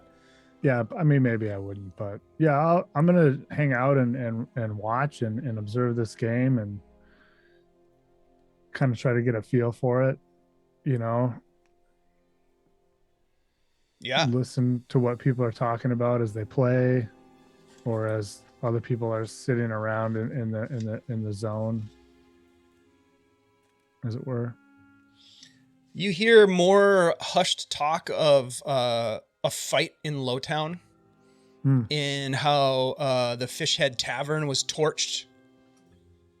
You pick up some essentially sort of like the gossip of Dory, who has apparently gone missing. Now, of course, the battle and the inferno was the night previous, so it's pretty Right. fresh. It's been 24 hours essentially, give or take, since that battle. But certainly, people who have reached out to Dory, you get the sense, have not been able to connect with him. But there's quite a bit of talk. It seems to be in this room, in the great room, around this billiards table, one of the main topics of conversation. The story. Do I get the feeling that these are like are these people in this room, like, do they seem to be more, I don't know, businessy guys? Or like there's some people who may seem like they're attempting at being some kind of royalty around, but so there's, or is that not a differentiation that is easily discernible in a place such as Nariban, which is, Yeah, I think I know what you're getting at. Roll an insight check. Insight check. Okay. Yeah. 13. Okay. Yeah, you don't get the sense that there's really royalty Right. about most of these people you pick up on are probably pretty wealthy business people, but don't give off the air of like refined manners. Not that you're super familiar with that from your background or anything, but you get the sense that they're a little bit more like, like they're cursing and they're sort of like, I don't know, they're unrefined. You get the sense that they're more unrefined than you would expect from dukes and barons and that sort of thing. Do I get the feeling that a lot of them probably, at one point were kind of in the same business as us, ship captains, whether or not they were over in the hold of the Sea Princes or working here kind of in that, trader life or that pirate life. I think Tenoch could probably jump to a conclusion of that, but without actually like talking to people and asking them questions, it'd be really hard to know that. Okay. But you could certainly talk to people and try to ascertain that and other things if you so choose. Okay.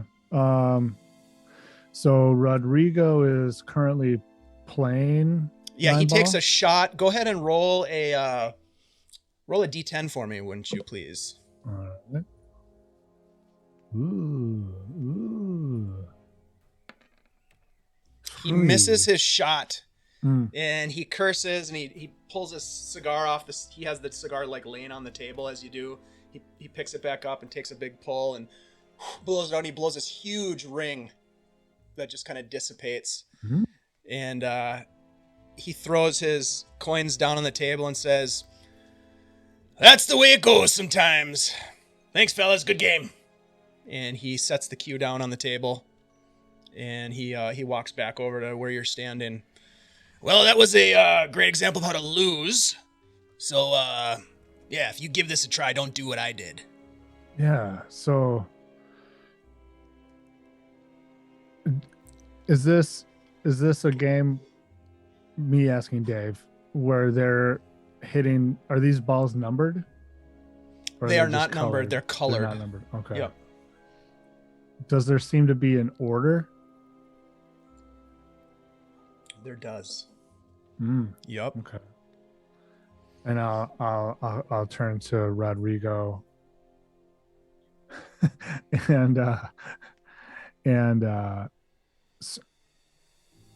So you're using the white ball, and then you hit, and I'll like say what I think the order might be. Very close. Think of it this way, Tenoch Knucklebones. Blue of the ocean, the dark blue, the depth, the light blue, the shallows, the reds, the sunrise, the yellows, the sky. This I understand. Would you like to play? Yeah, how do you get in the queue? Put down coin on the table there. If you have it, 10 gold would be appropriate. I'll put 10 gold down. Okay. You put 10 gold down as the next game sort of commences. You know, obviously you have time to mill about the room. There's a game. You're next after this particular game. So think about what you want to do in that time, and we're going to bounce over to everybody's favorite psychopath, I'm gonna Byron Hearn. real quick, if we could, before we switch over, I'm also gonna look for, something not unlike a stool. Yeah, you can find a stool. No problem. Okay. Yeah. I'm a little short. All right, Byron. So you're at this point in the hold. You've done a bunch of research. You have eaten some food. Your familiar has eaten some of the food, although familiars don't necessarily need to eat. But it's it's kind of just something that he'll do. Chuck Yeah, Chuck doesn't mind. He'll fake it until he makes it. likes to eat. He does. Just the process kind of takes him back to a simpler time. But nevertheless, you're sitting there sort of thinking about your predicament as the door swings open again, and it's Tamis again. Hearn, you need anything down here? I'm supposed to check on you every couple hours. Oh, right on. I'll just walk out the door with him, and I'll pat him on the back with my shackled hands. Hey, you're supposed What's to stay. up? You're supposed to stay put. Why? Because you're actually chained to that post right there.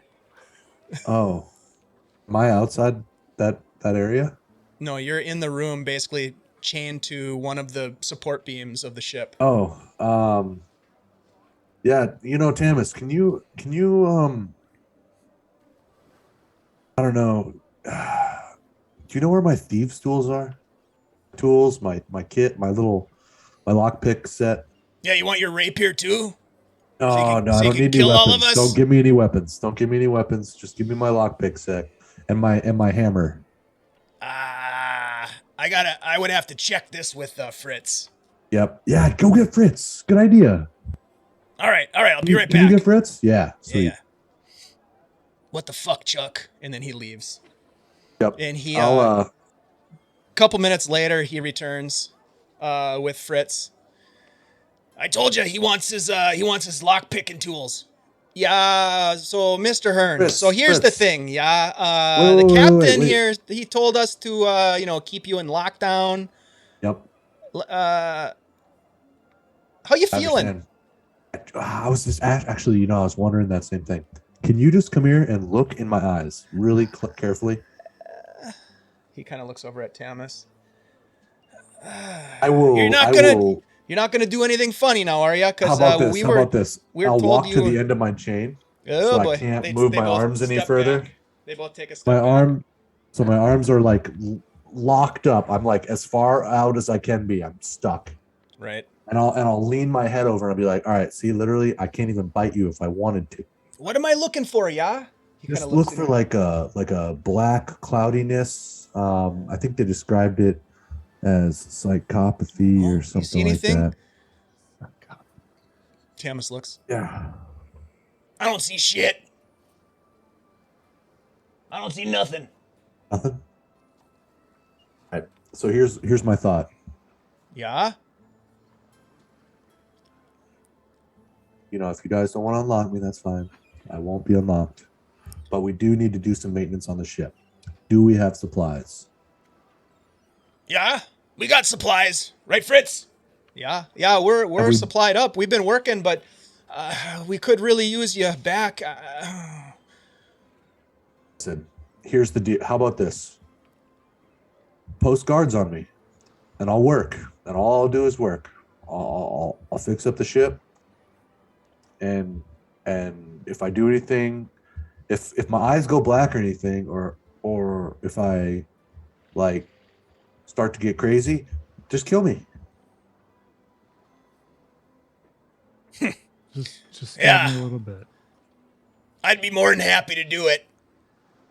I know. He looks at Fritz, and Fritz is like, "That's dark, Tamis is a good Tamis. man.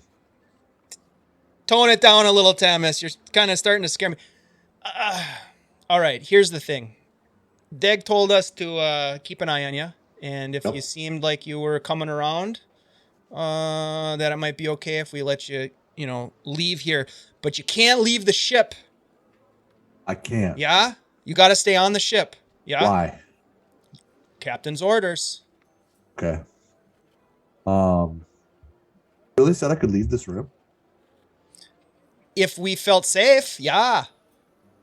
Should you we feel feel safe safe? right now? I want to say yes, but like I feel safe. And plus, if he fucks up, I'll kill him. Camus, my man. So I had you got my back.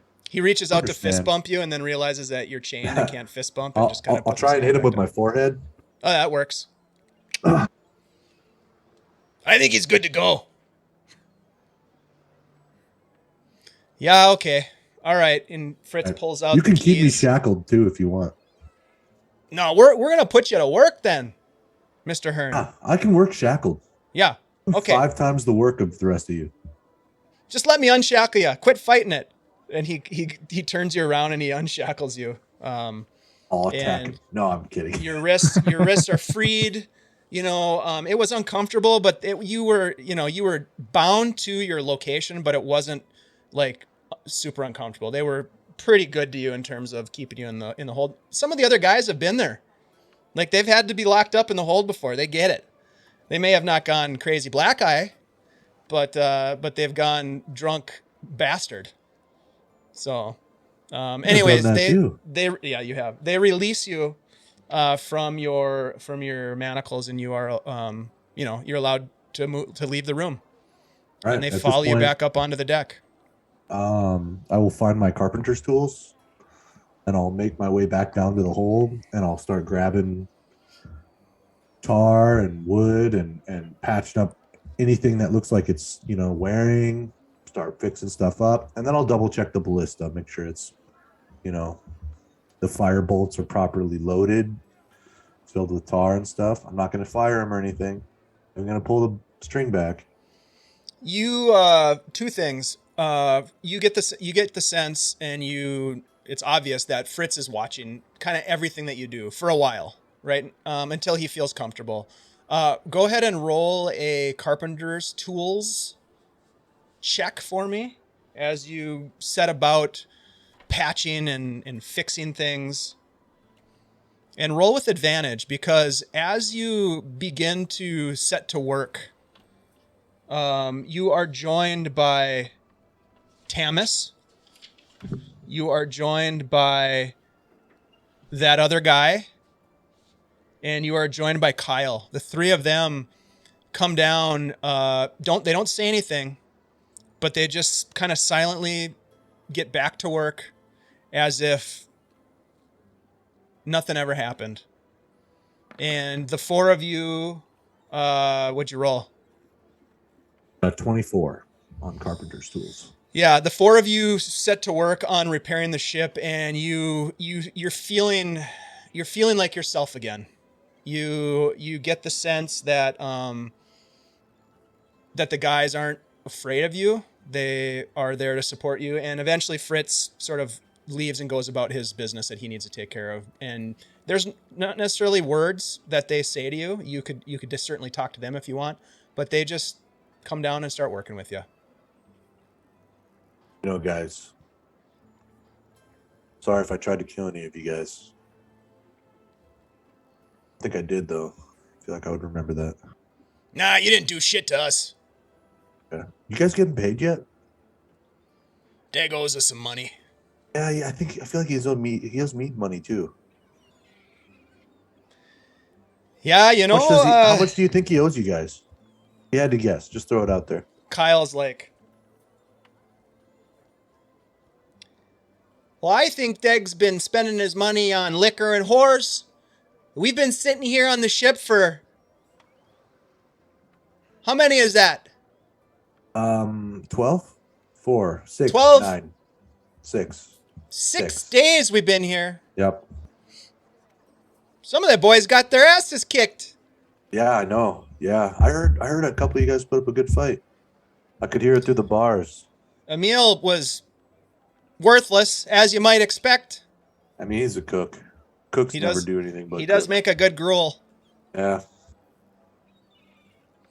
Well, how about this? 6 days. You guys are like a gold a day, right? They just start laughing as you Is that make. too They much? think that you're making a joke, and All right, and well- the three of them start laughing, and you sort of awkwardly start laughing with them because you don't know. You don't know. Yeah. And we'll pause there, and we'll go back to the party. Let's see who wants to go first. Somebody raise a hand. Oh, I saw Chad's Feyre. hand up first.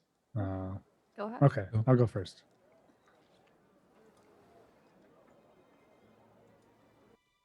How are we adjudicating? Yeah. So now it's your turn to play the game. Yeah. Okay.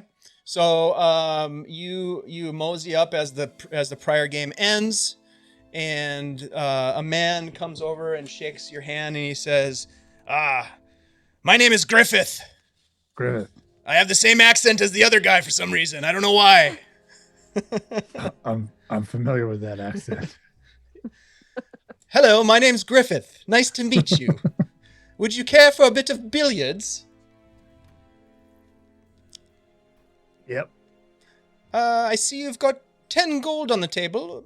Is that what you're willing to wager? Would you like to sweeten the deal a bit? I think 10's good for my first time. It's your first time with the game. Well then, Yeah. you can go first, my friend. Now, Hmm. are you familiar with the rules? I've been watching it for like however long. You will break, and we'll go from there. So, the two of you Do I get the sense engage that in he's this fucking with me contest. about the rules? Roll an insight check. Don't you fucking lie to me, Griffith. I wouldn't know it anyway. 8. Yeah, you get the sense that he's totally fucking with you. Yeah, I'm gonna fucking. Yeah. The white Yeah, ball goes here, and he sort of like Mm. positions it for you. And all you I need like- to do is break apart the peloton of colored balls. And you do. Excellent. Yeah. And this is how we're gonna do it. We're gonna roll. We're just gonna do a quick D20 roll. Mhm. You're gonna add your dexterity modifier. I'm gonna ask Andy to roll me a D6 real quick. That counts this as an improvised weapon attack. All right, I got it. No, it'll just be a dexterity roll with your dex Ooh. modifier. A 2, How about a natural 20? not bad. I rolled a Let 2. me, let me roll. I rolled a 12. So you turns out you're actually pretty damn good at judging the trigonometry of the angles for this particular game, and you beat this guy, winning yourself 10 gold pieces. And Griffith comes over and shakes your hand. "Well, beginner's luck, I suppose. Well done, Mr. Knucklebones. Thank you. How about a drink, fellas, to celebrate Tenoch's first win?" And some of the other guys are pulling, big cigar puffs, and you kind of feeling like you're making some headway with this crowd, right? Yeah. And they're kind of patting you on the back, and someone brings out a bottle of some sort of a brown liquor and kind of pours it into people's glasses, and it burns going down, and you start to feel lightheaded a little bit as you sip upon this new elixir. Roll a Constitution save for me. Luckily, it's not the fire giant gut punch. 11. Almost a 20.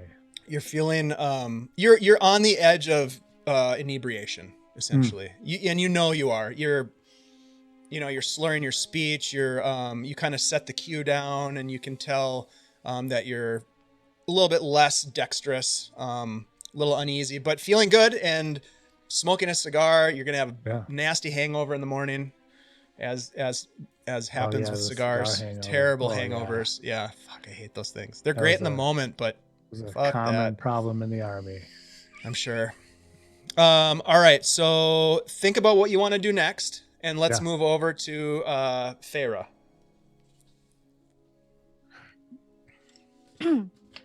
She's still in the bush, basically. Like, Yeah. Just fucking hiding. She has had a like, nervous the breakdown, shrubbery, and she is hiding like out. looking around. You got a And Tenoch then in the she- bag and a fair in a bush. And she stops for a minute and just goes, "How did he look, though? Stupid, handsome jerk." She like looks over, Yeah. Okay. like trying to spot where he is in the room. Yeah, he just seemed like he said that he's been with the Denzak squadron for a little while now, and they came to port for some time off, and he got invited to this thing, so he's here. Now, when you said they turned you in for a ransom, Yes. did they get paid? Well, I don't know. I mean, I didn't see them getting paid. I just All right. Well, was No. it too what? I heard them negotiating with the bounty hunter. So they turned you over to another bounty hunter? No, they weren't the bounty hunter. The bounty hunter approached them. Oh. Well, how did you fall in with the Red Crows then? Did they like capture you somehow? No, You were just traveling with them? I was a red crow. You were a Red Crow. Okay. I mean, a Uh, while ago. I mean, not recently. It's been, I don't know, 6 months. Okay, so you were on their ship. And they found out who you were. Decided to cash you in. Yes, Right. great friends. Well, I mean, I never said I was like good friends with the guy, but familiar face and whatnot. All right. Well, they probably can't do that again, right? Well, I don't know. Do you see anyone who looks like a bounty hunter? I mean, the Red Crows were mercenaries. Well, You knew that, I right?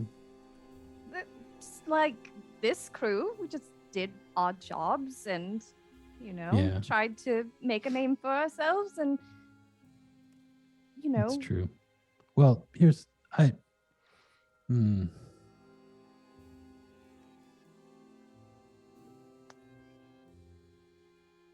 Yeah, it's a tricky one. I don't think you should hide in the bush, though.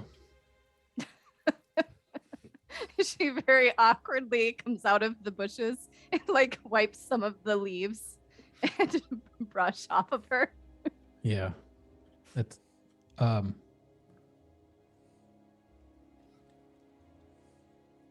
I really don't know what they could do about it now.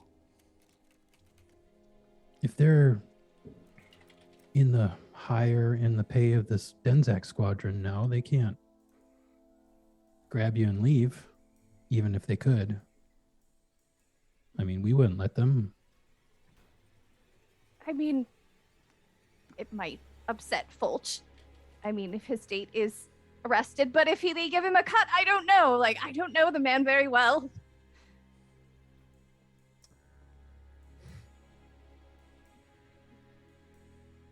Yeah, I don't really trust Fulch.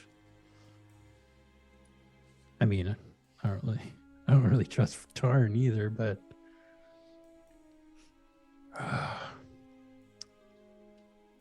I think it'll be all right, personally. I mean, what are they going to do at this party anyway? I don't know. But don't leave me. I won't. Just stay close. I need to talk to that guy. Which guy? That the gnome Loquid, I think his name was. The perfume man? Yeah, I know it sounds strange, right? No, but he, I guess he knows a lot about the Amadio. Okay. Right, just act natural. Mm-hmm. All right, don't walk like that. You look, What? you know what I mean. Just you're all tense. Just act like you're. Okay, come on. She very awkwardly and obviously neurotic, like just clinging to your arm as you like cross the floor. You guys approach Master Loquid, the gnome. Yeah. Okay. And he is currently speaking with a couple of women as you approach, and he kind of turns as you come towards him and sort of gives you a nod, sort of, giving you sort of the signal to, feel free to join into the conversation. And you hear him sort of pontificating about his business acumen and the deals that he is seeking to make, and some of the perfumes that he has. And he actually pulls out. He opens his suit coat, and he's got a couple of vials of perfume. And he kind of like, one of the women, oh yes, let me try. And she puts out her wrist and he sprays it, and they're, oh my God, smell this, it's beautiful. And so they're kind of talking about that, and they're getting excited about it. Ah, yes, hello. My name is Loquid, and yours? Nice to meet you. My name is Captain Rhunar Deg. Oh my, pleasure to meet you. And who is this lovely one here? Hello. Feyre. Oh, pleasure to meet you. He takes your hand. Oh goodness. Kisses it. He's very gentlemanly. A pleasure. I've not met you before. You here on business? I am here with Captain Deg and Fulchmintz and Oh my. The crew of the Good Buddy. Are you okay, dear? Yes, Is she okay? I'm fine. Of course you're fine. This might cheer you up a bit. Here, this is one of my better formulations here. Give me your wrist. Yes, just like that. Now hold it steady. You're shaking, my dear. Hold steady. Oh, sorry. It's okay. And he gives you a couple of drops of this perfume, and you sort of do this, and it's eucalyptus and rose water. Oh my!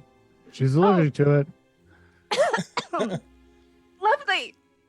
Really wonderful. I need to wash this off. All right. It was not to your liking. I apologize.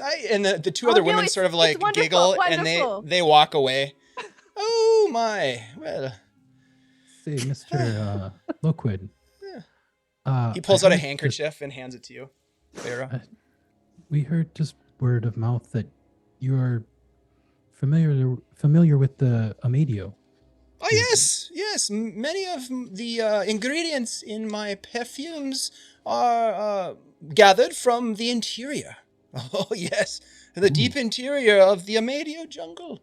It is quite a dangerous place. I've been there myself quite a few times, indeed. The reason I ask is we were, possibly thinking about going there ourselves. Oh yes, on business or well, no one goes there on pleasure. The place is horrible. Yeah, but a risky venture, but I think I hear there's a high demand for products from that area.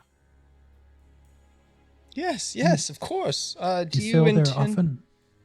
I haven't been there in some time, but I have contacts there. Of course. I have a business contact in Southport Azure, to be precise. Southport. Tell me, where do you I know intend where that to? Roll a history check.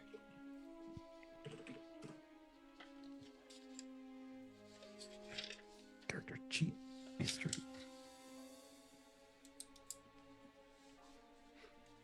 Ooh, 21. Yeah, you recognize it because you essentially sailed when you came from Monmurg. You sailed down the Amadio coast. Actually, let me do this because we have the ability to do this. I have a map. Was it I can around the time the show Demzak you. Squadron found us? Was it one of those towns? Sort of. Let's see. There it is. Hold on. There it is. I got so many maps here. So if you guys can see this map, let's get rid of that. All right. So the Ullman Islands, where you are, Nariban, is like off the map in this direction, off to the northeast. And this is Fort South Azure. You came through this area. You never got this close to the coastline, but you've seen maps. You have a map of this particular area here. Right. And so he, yes, well, of course, there is the Port South Azure, which is the most likely entry point, but there is also Port Green Rock to the south. Do not advise utilizing that point of entry. But yes, I have gone to Fort South Azure before. It is a rustic port of entry. To be fair, it is... Wrong with Green Rock. Well, Green Rock is to the south. It is treacherous, my dear. Bandits, pirates. It is quite close to the Mist Kingdoms. There have been many explorers that have gone south and, well, have not returned. So that would be my advice, is to avoid that place. I certainly do. See, Duly noted. just curious. I had another captain friend of mine who's doing business in this area. His name's Captain Windrun. Have you heard of him? He sails the boat Soul of Winter. I don't believe I have heard that name before. I was just curious. Soul of Winter. No, it does not ring a bell.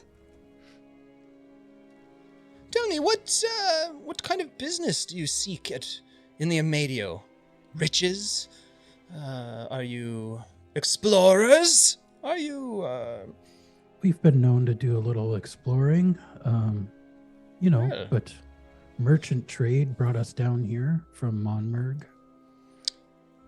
You are business people then, yes. Well, I myself am in Absolutely. business, as you probably know, and I would be very interested to perhaps broker an agreement if you were to head to Fort South Azure. Perhaps when you return, you could bring me more supplies for my concoctions. Of course, my concoctions. I think we would be interested in that. The man that you would want to seek out, well, his name is Quinn Tigerberry. Odd fellow, green-skinned elf. Wood elf, I believe. I don't know, but he's a bit of an explorer himself. Might be a good resource for you in general.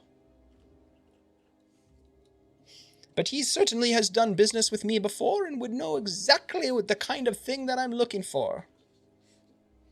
Okay. I could good send to a know. list with you, a note of introduction, perhaps?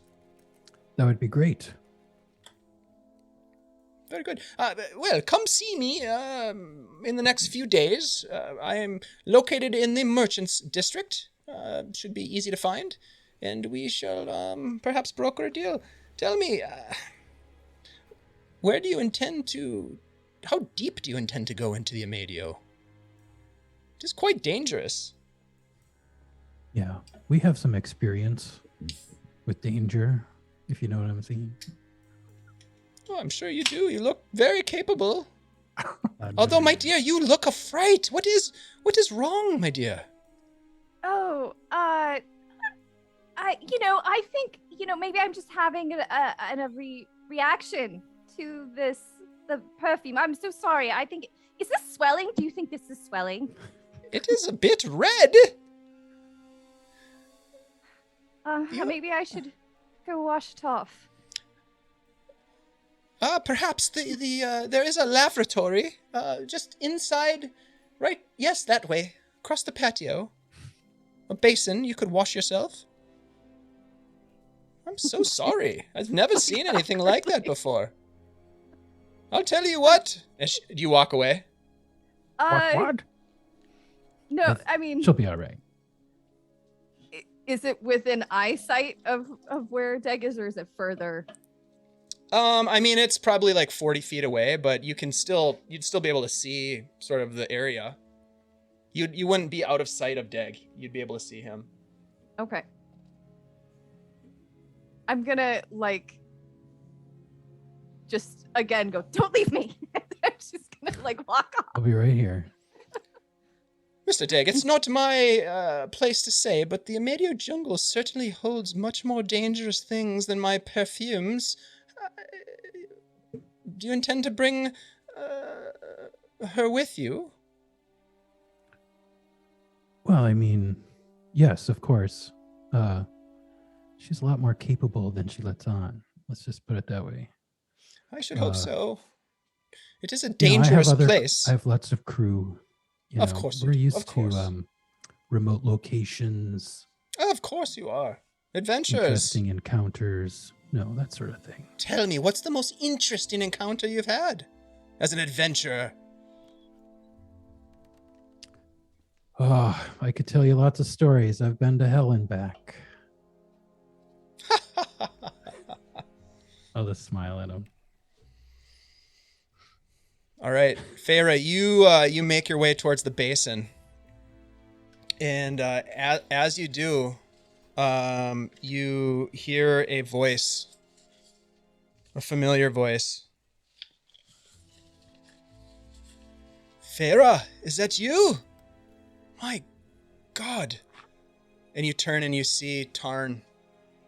I am speechless. I can see this happening, right? What are the odds? Oh, what are you doing here? My God! What are you kind of doing here? He kind of moves like he's almost kind of holding him, like he kind of wants to move towards you, but he sort of stays, kind of fights it a little bit. Not aggressively, but perhaps affectionately.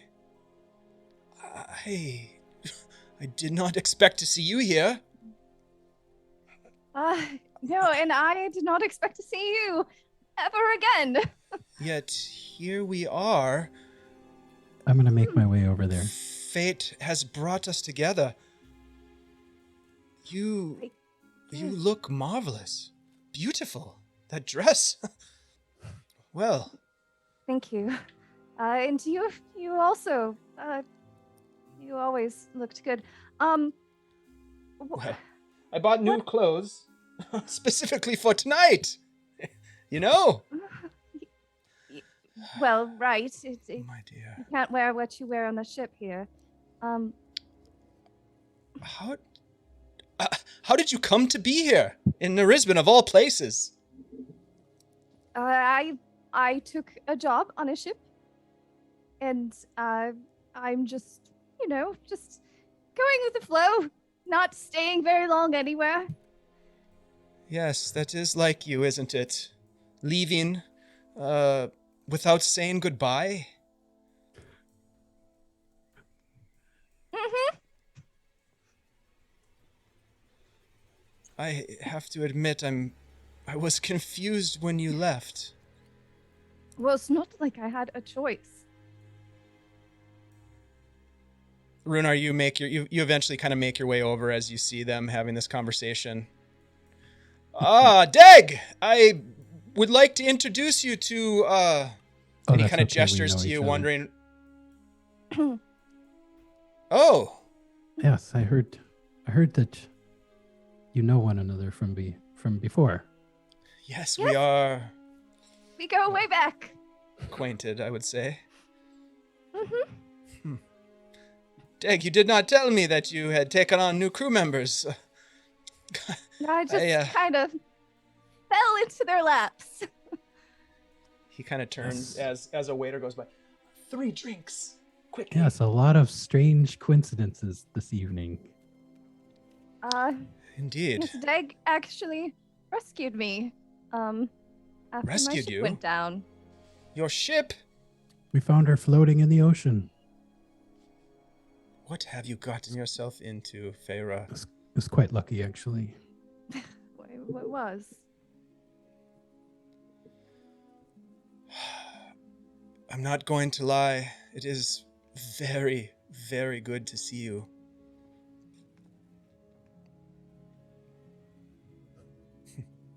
What?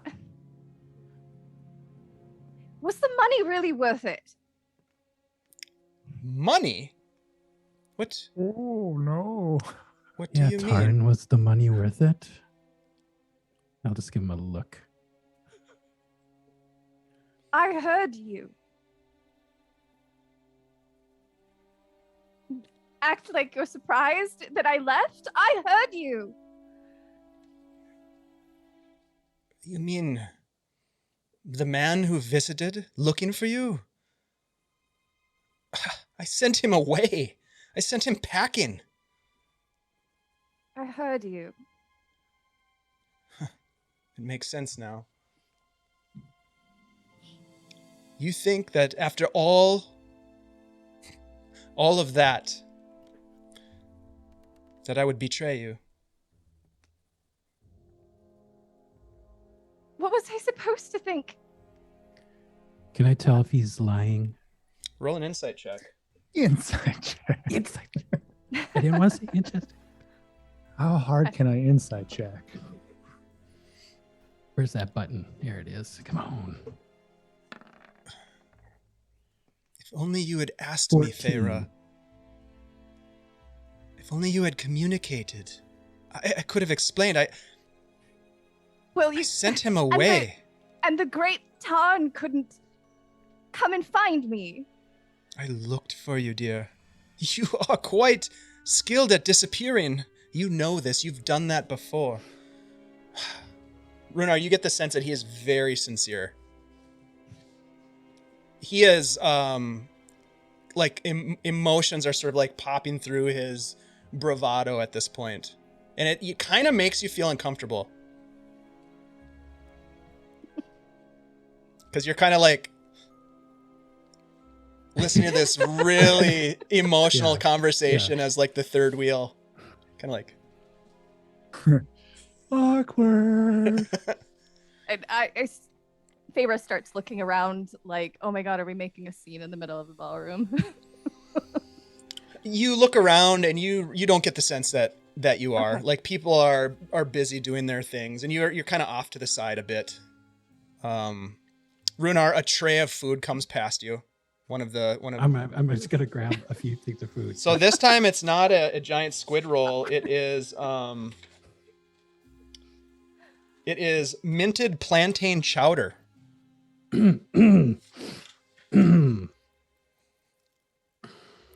Not a fan. Sounds Put it great. back into the cup. I want that. Yeah. I was-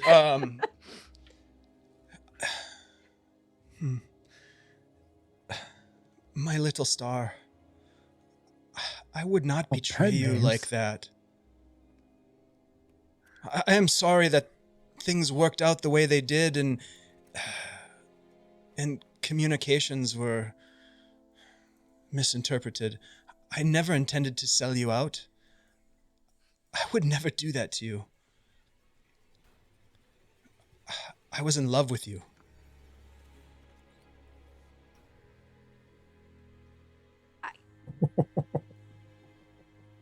Insight check. You don't need to. You already did. Oh, wow. This is all too much. I'm sorry. I shouldn't have said that. Deg, you're still here. Yeah. Hi. Well, you know. I'm so confused. I'll just turn to Farah. Do you want to be left alone? I can go back over here. Sorry. Tarn looks really uncomfortable Don't you now. dare leave me. Oh. Okay. All right. What are you doing here? You've joined his crew? Well, yes, I'm part of Deg's crew now. Hunting cultists and dark gods? Sorry, Deg, but it's very dark, your business. Do you know what you're we into? don't go looking for that stuff, but it seems to find me. Well, one time I wanted I might to. have told him a little bit about what happened. Oh. The one time I wanted to save the world, but now I'm looking for people who won't literally stab me in the back. So that is smaller goals, I guess. Pains me to think that you paint me in the color of treachery. Well, it is not my place to change your mind or rewrite what you believe to be true. I can only tell you what comes from my heart, and I would never betray a friend. I would never betray a lover. I would never betray someone of my crew. No matter what the bounty, the price. I am truly sorry, Feyre. I hope someday you can find it in your power to forgive me.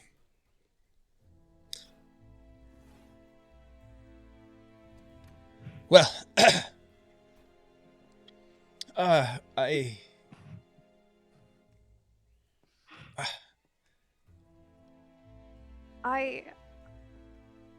am sorry too, I want to believe what you're saying, but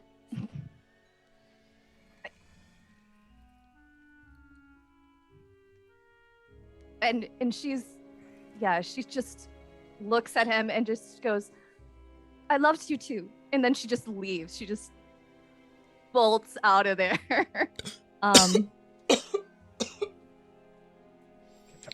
We'll catch up. We'll catch up later. Oh my. All right. Deg, And the drunk girl, 40, just going outside or whatever. Fuck you! I'm gonna go have a smoke. Right. All right. So you kind of storm away. Sort of. Storm might not be the right term, but you leave. Deg, do you follow her or do you stay with Tarn? I'm gonna go after her, just because she asked me to stay close to her. So repeatedly. Yeah. All right. So you I'm follow gonna her. Be I'm not fully trusting Tarn at this point, and I'm not entirely convinced there isn't a bunch of red crows at the party. Okay. All right. So you follow her and possibly find her off to the side. We'll come back to that. Tenoch, what are you doing? Yeah, waiting. Is Rodrigo my long lost lover? I mean, anything's possible in Dungeons and Dragons. This is D&D. Let me get my D&D hat. This back. is high level the drama. night is young. Yeah, right. This turned into a soap opera real I didn't quick. know We're never getting out of this Yeah, party. right. This party is amazing. I didn't realize we were playing Monster Hearts. Yeah, I think I'm in there having a all right time, smoking, drinking, talking with these dudes. And I think I'm gonna continue to leverage Rodrigo. Okay. Since we're slightly familiar, right? Mm-hmm. And I'll say, what business are you in?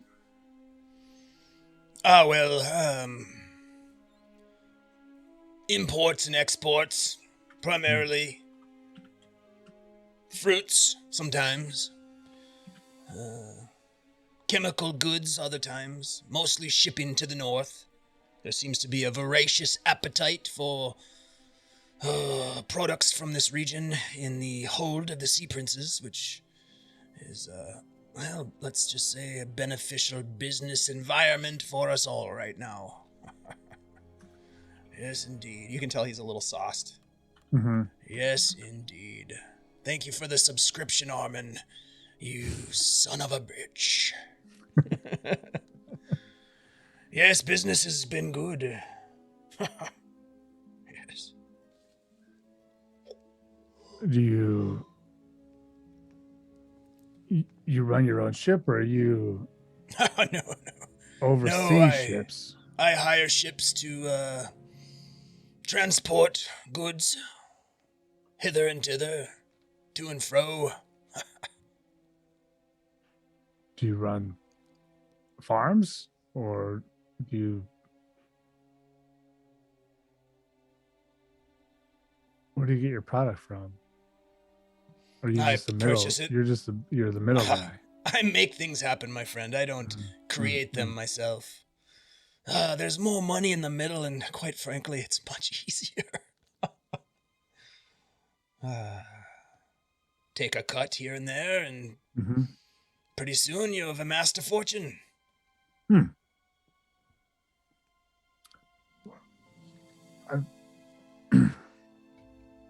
What's up with this? I hear people talking about this Dory guy.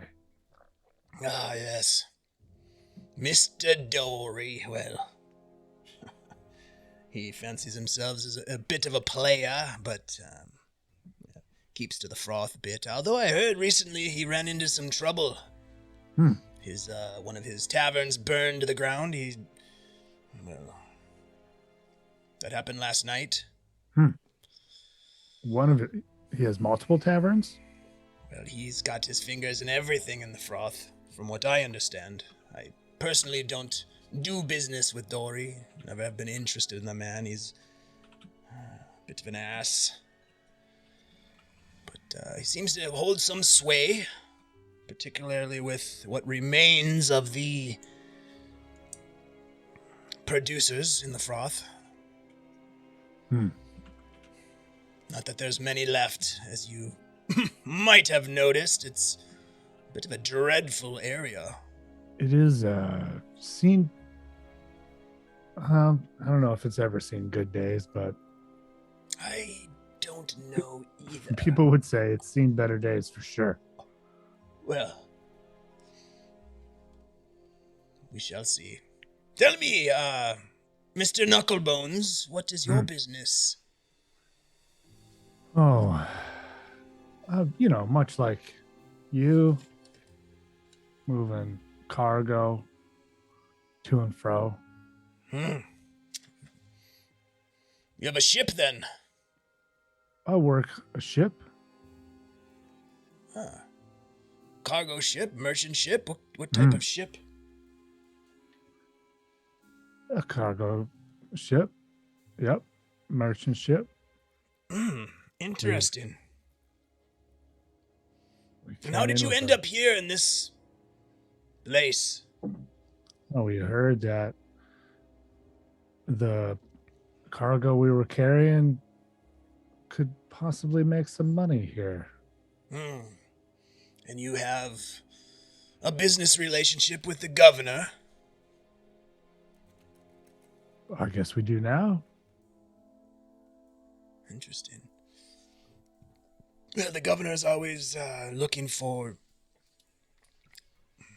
deals to be made. Am I right? I am right. Got to grow that influence somehow. Yes, he certainly has done a good job of that. What a bastard. He's not a great governor. Well, he has certainly done well for himself, for his friends, which I count myself among. I question his judgment at times, but he is... well, he's fine. I'll be gone before it falls apart. Rich and happy.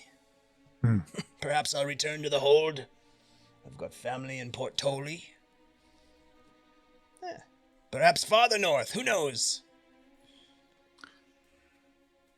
There are many ports where a man of your means could find ample retirement.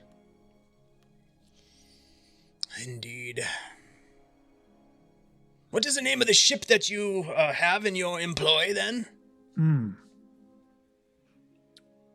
It's called the Good Buddy. The Good Buddy. And to where do you sail next? Perhaps, I don't know, sometimes business deals are made at events such as this, as you can imagine. Well, as of yet, we have not acquired more cargo going out. We've finally sold our current cargo. Looking to see which way the winds blow. Well, in the Ullman Isles, the winds typically tend to blow west to the Hold, or east to the Tilvanot Peninsula. Depends on how adventurous you seek, how adventurous you're feeling.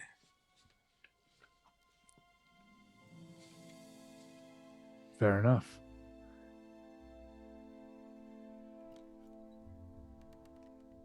I suppose I don't know.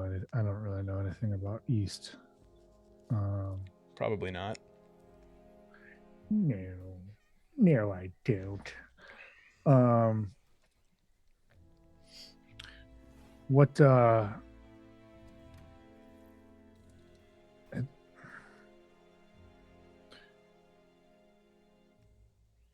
I've heard this dory moves alchemicals. Are there any other interesting, profitable cargoes that come out of Nariban? Out of Nariban proper, no. Some alchemy in the Froth District, of course. Most people blame that for the horrible blight of dark fog and choking smoke that hangs low. There are, well, of course, the halflings that grow the leaf, but it is not a major export. It is quite fine, though, is it not?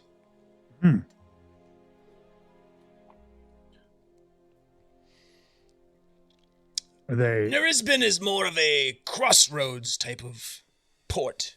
Things come in, are traded, and then move out to ports distant.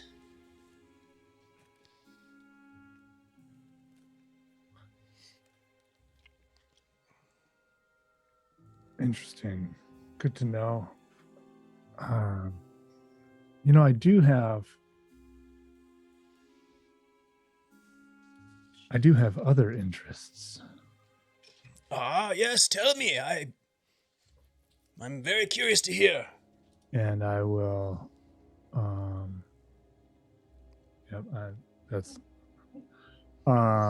I will give me one quick sec.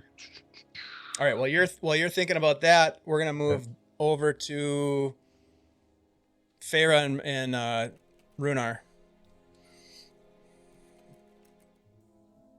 Oh shit. Are you okay? I'm not sure. You're having quite the evening tonight, aren't you? This is the worst town ever. How long do we have to stay right? here? I know. It's like all sorts of hells rolled into one, right? It really is. Oh God, I'm getting too used to it. I'm sorry. I'm sorry. I'll take it serious. I mean, what do we have to do to leave here? We have to rescue a madman from the jail, and then I don't stop a super powerful god, and then what? Then we could leave. Yeah, and then we'll go to a super dangerous jungle area. Okay. Looking for magical items. It's become a lot more complicated once we got here. I'm not gonna lie. Yeah, it seems like. the mission might have lost a little focus. That's why we really need Solana. Or at least what he knew. You said you ran into somebody that knew him. Yes. Sorry, I forgot all about Eleanor Lovage. She used to be an item with Solana, and I think she still likes him. But of course he's locked up in jail, and no one can really argue that he's not crazy. But she's willing to help us if we need anything, or we want to prove that he's innocent somehow. Did she say anything about what happened to him before everything went down? Like, She any said more insight? he got some kind of good news. He was really excited about something, but he didn't tell her exactly what. Well, I mean, that could have been the arrangement with Aubric Dralian. Well, something about the expedition. Something about his expedition in the Amedio? Yes. They celebrated something, but he wasn't very clear on what that something was with her. And she said that maybe Emil Trenter might know more about what happened to Solana. But I think he's part of, the guard. We haven't encountered him before, have we? Like when we were... I don't think so. No, when you Going guys to were see at the Solana? Hoppener prison to see Solana, you interacted with a guy named Master Bray. Yeah. Who I charmed. So he You did. probably doesn't like me very much anymore. I mean, even though I really did him a favor, people just don't like being charmed. Yeah, I mean, when we got him to talk when he hadn't been talking. And eat when he hadn't been eating. So really, we just did a whole bunch of favors for him. He'll still be angry, probably. It's not like we did anything to him, like aggressive. You know what I mean? Like, I Stab him a suppose. little bit. I suppose he might not. As you guys are Like having this being charmed. conversation, Kirk, anything that because we're getting sort of low on time for the night for the session, so I want to swing back over to the good buddy and just kind of see if there's anything that you would like to do or accomplish before the end of the session. All right. Well, I've been working on the ship for a while, and I'm looking around at the guys. I'm seeing them all working hard, helping me do all this work. It's the middle of the night, by the way. Middle of the night. So there's all these few guys who are still awake, working hard next to me. They mentioned 6 days. I don't know how accurate that is, but I did the math. That's 138 gold we owe the crew. I had 140 gold. 138 of that's going to be to pay the crew. I'm going to pay the crew out of my pocket instead of Rhunnar's gold fund, and then I'm going to be like, guys, I really appreciate all this hard work. You guys are doing such a good job. But then I'm going to reach into my pocket and I'm going to pull out that pouch I stole from Dory's room. I'm gonna open it up and see what's inside of it. The pouch? Ooh, The pouch yeah. from Dory's. There are 6 rubies. Beautiful, shiny Ooh. rubies. My. Mm-hmm. They just glimmer in what little lantern light there is aboard the ship where you're Holy working. moly. I'll go find Fritz. Fritz, Yeah. listen. I'm pretty I'm kind of a troublemaker. But I mean, you've been doing a lot of good work on this ship, and I don't think you've been properly compensated for that. So I'm gonna reach into that pouch. I'm gonna pull out 1 ruby. I'm gonna open his hand. I'm gonna set the ruby into his hand. I'm gonna close his hand around the ruby. I'm gonna say, "Listen, Fritz. This is just a bonus. Consider this a bonus from the crew, from the captain himself, from all of us. You've been doing a really good job. Thank you. We really appreciate you. You know, we couldn't do what we do on without your help." Oh my God, it's beautiful. Yeah, I know. Oh, It's pretty cool, well, right? Yeah. Thank you. So Thank you very much. I think for the rest of the night, after once we're done doing what we're doing here, patching up this ship, I think just just to keep up images, I think you should lock me back up, just so they don't know that I was out. Well, and should put on like I don't know, the rest of the crew. You could all like have my back when they get back. You'd say he's been really good. I've been really good. You could say like I wept or something. I don't know. Say I'm really did you? remorseful. Did you weep? And Byron. No, I didn't cry. You cried. Well, You could say I cried. I'm not going to lie to the captain for you, but You're right. I don't think you pose a threat to the crew no more. No, I'm not going to hurt the crew. But but they don't believe that. They locked me up for a reason, and maybe they're right. Maybe I do pose a threat. Maybe I don't know. Lock the bastard up, says Tamis. Yeah, see, Tamis. He wants to be locked up. Lock him up. Lock me up. You know what? I got 2 gold left. I'll throw the last 2 gold I have to Tamis. Attaboy. You know, it is what it is, Fritz. It is. He knows. I know, too. Okay, Master Hearn, I guess we will... But, wait. Before you lock me up, can I have my thieves' tools back? I want my lockpick set. I want my pliers. I want my little tumbler thingy. I want it all. Put that back in my bag, and then you can lock me back up. I'm not asking for the weapons, just the tools. Little rock tumbler, it makes rocks shiny. He needs something to turn do while it, he's it's got down there. sand in it. All right, we'll do it. Quit All right. talking so much.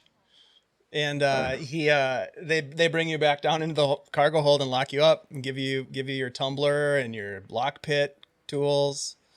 And you I don't know, you feel content. You tumble some rocks, feel right as rain. Yeah. Well, I'm gonna read my journal a little bit. Play with Chuck. We'll play some fetch. Yeah, it's late, so I mean you've been working for the last like 3-4 hours on the ship at this point. The timing is probably not exactly the same in the 2 different scenes that we're playing with. So Byron, you're probably a lot later into the wee hours of the night. Meanwhile, because I think we're gonna have to come back to the gala for another session because we're still there. So we'll go back, and I'm gonna go around to the 3 of you, and I just want you to each sort of just say like what your character is thinking about doing next. You can have a conversation with an NPC right now, or with a player character right now if you want to. We've got a couple of minutes. We're not in a super big rush, but I just kind of want to go around and sort of wrap up tonight by going first to let's go to Rhunar and Feyre first. So, I mean, you wanted to talk with which person then? The sorry,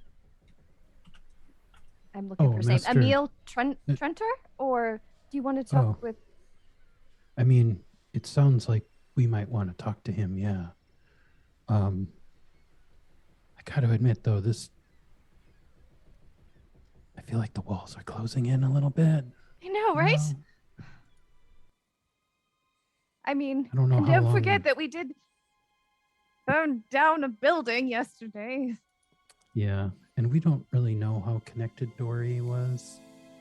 everybody Very connected, you know? potentially at this party.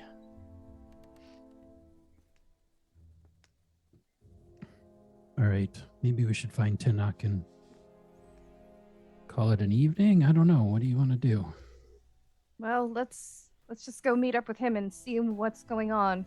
I mean, he can't be in any worse shape than we are. All right. All right, so the two of you decide to go seek out Tenoch. Tenoch, how about you? What do you, as we're sort of wrapping up here tonight, what do you want to do or say? I had turned to Rodrigo and I had said, you know, I have some other interests as well. And I in my hand, in my hand, I use prestidigitation to make like some lightning to go zap zap zap. Ooh. And I say,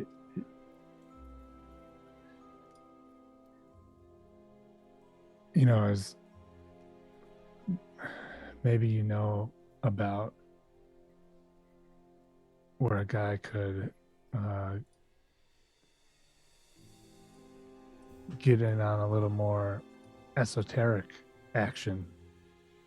I don't know if that's what Tenoch probably wouldn't say it like that, but it's too late now. I said it.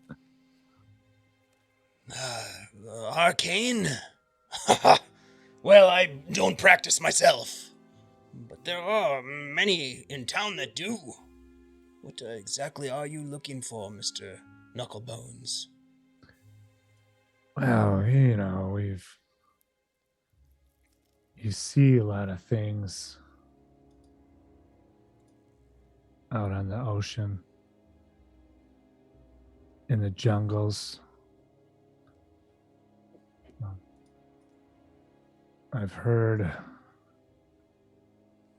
about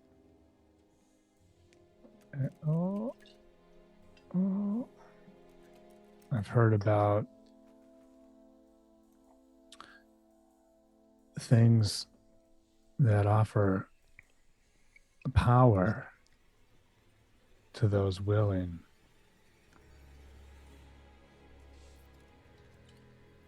I don't know if that's the sort of thing that you know about.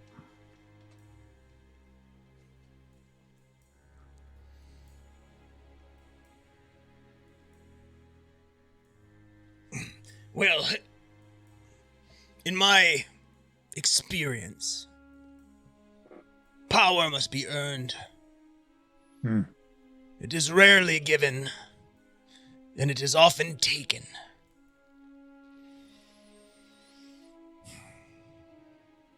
There are those that pass through this crossroads of a port that have sought to make deals and dabble in the dark arcane magics. I do not get the sense from you that that is your path. But if that is what you're interested in, I suggest perhaps you speak with... Ah, yes, there he is, that man there. And he points over at this man who has this sort of aggressive white widow's peak, glasses upon a sort of a hawk-like nose, a long pointed chin, well-dressed. One of the two guys that was talking about Dory that I heard mention Dory as I walked in. Yep. He says, yes, that is the man. His name is Gordagar Tesh. And with that, we are going to end tonight's session as we have spent a lot of time hobnobbing about the gala. And that's what galas are for, folks. That's what parties are for. We love parties. And we're, gosh, thanks, guys. That was very fun. That's a lot of NPCs to manage, but That was good. very, very fun. And we didn't destroy anything. You didn't burn anything down. Feyre's entire psyche. Well, and Yeah. and revealed a bunch of your backstory, which is kind of fun. Backstory. Coming in sort of late in the campaign, as it were. It's nice to have an opportunity for Feyre's backstory to make an appearance. So, anyhow, thank you all for the awesome RP. Byron, Kirk, I'm glad you didn't burn anything down or murder anybody. And we're in celebration of Kirk's restraints. We are going to give away some shit right about now. So if you want to get in on this action, we are going to give away a copy of The Troubled Veil by our friends at CZRPG Publishing. Christian and his team have been amazing supporters of what we're doing here, playing this game, and engaging hopefully with you in the audience and in the chat. We love you guys, and it's always so much fun to see folks show up and get involved in some fun side conversations and predictions, and just banter is great. So thank you for that. This is for you. This is why we create these great partnerships with our sponsors, because we want to give something back to you folks that are here hanging out with us. So we're going to give away a copy of The Troubled Veil. It's a 23-page PDF, amazingly laid out, beautiful artwork. It's a complete location that you can drop into an existing campaign. You can use it as a one-shot or multi-shot location.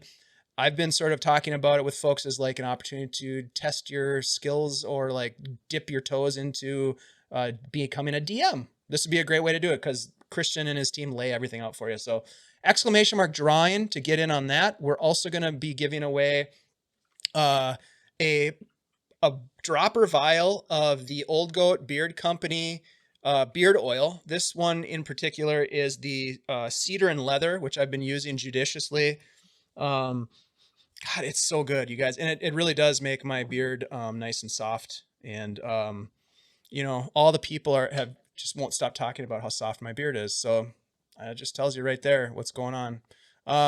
Exclamation mark. All the rage in the office today. Oh man, don't even get me started about the office. We can.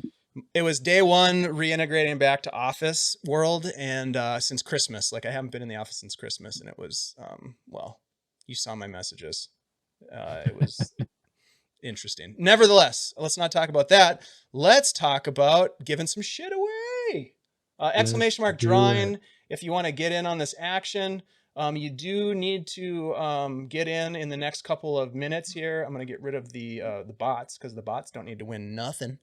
Exclamation mark drawing. Is anybody here still? People are still here. All right, let's do it. We've got a couple of seconds to do this. I just want to say to you guys, Kirk, Chad, Andy, Ash, thanks for being here. This is awesome. We're like we're over 2 years in on this campaign. And God, I don't know where it's going to go next, but we'll find that out next week, I guess. Or no, sorry, in 2 weeks, because next week we're not going to be playing. I forgot about that. We're taking a week off because I'm going to GaryCon, and I'm going to see a bunch of people there, which I'm really excited about. But anyways, nevertheless, let's give this away. Ash, if you wouldn't mind. All right. 5, 4, 3, 2, 1, and go. Roll it. North Shore DM. Oh. So, Chad, do you want the Troubled Veil or do you want the beard oil? Oh boy. I'll take the Troubled Veil.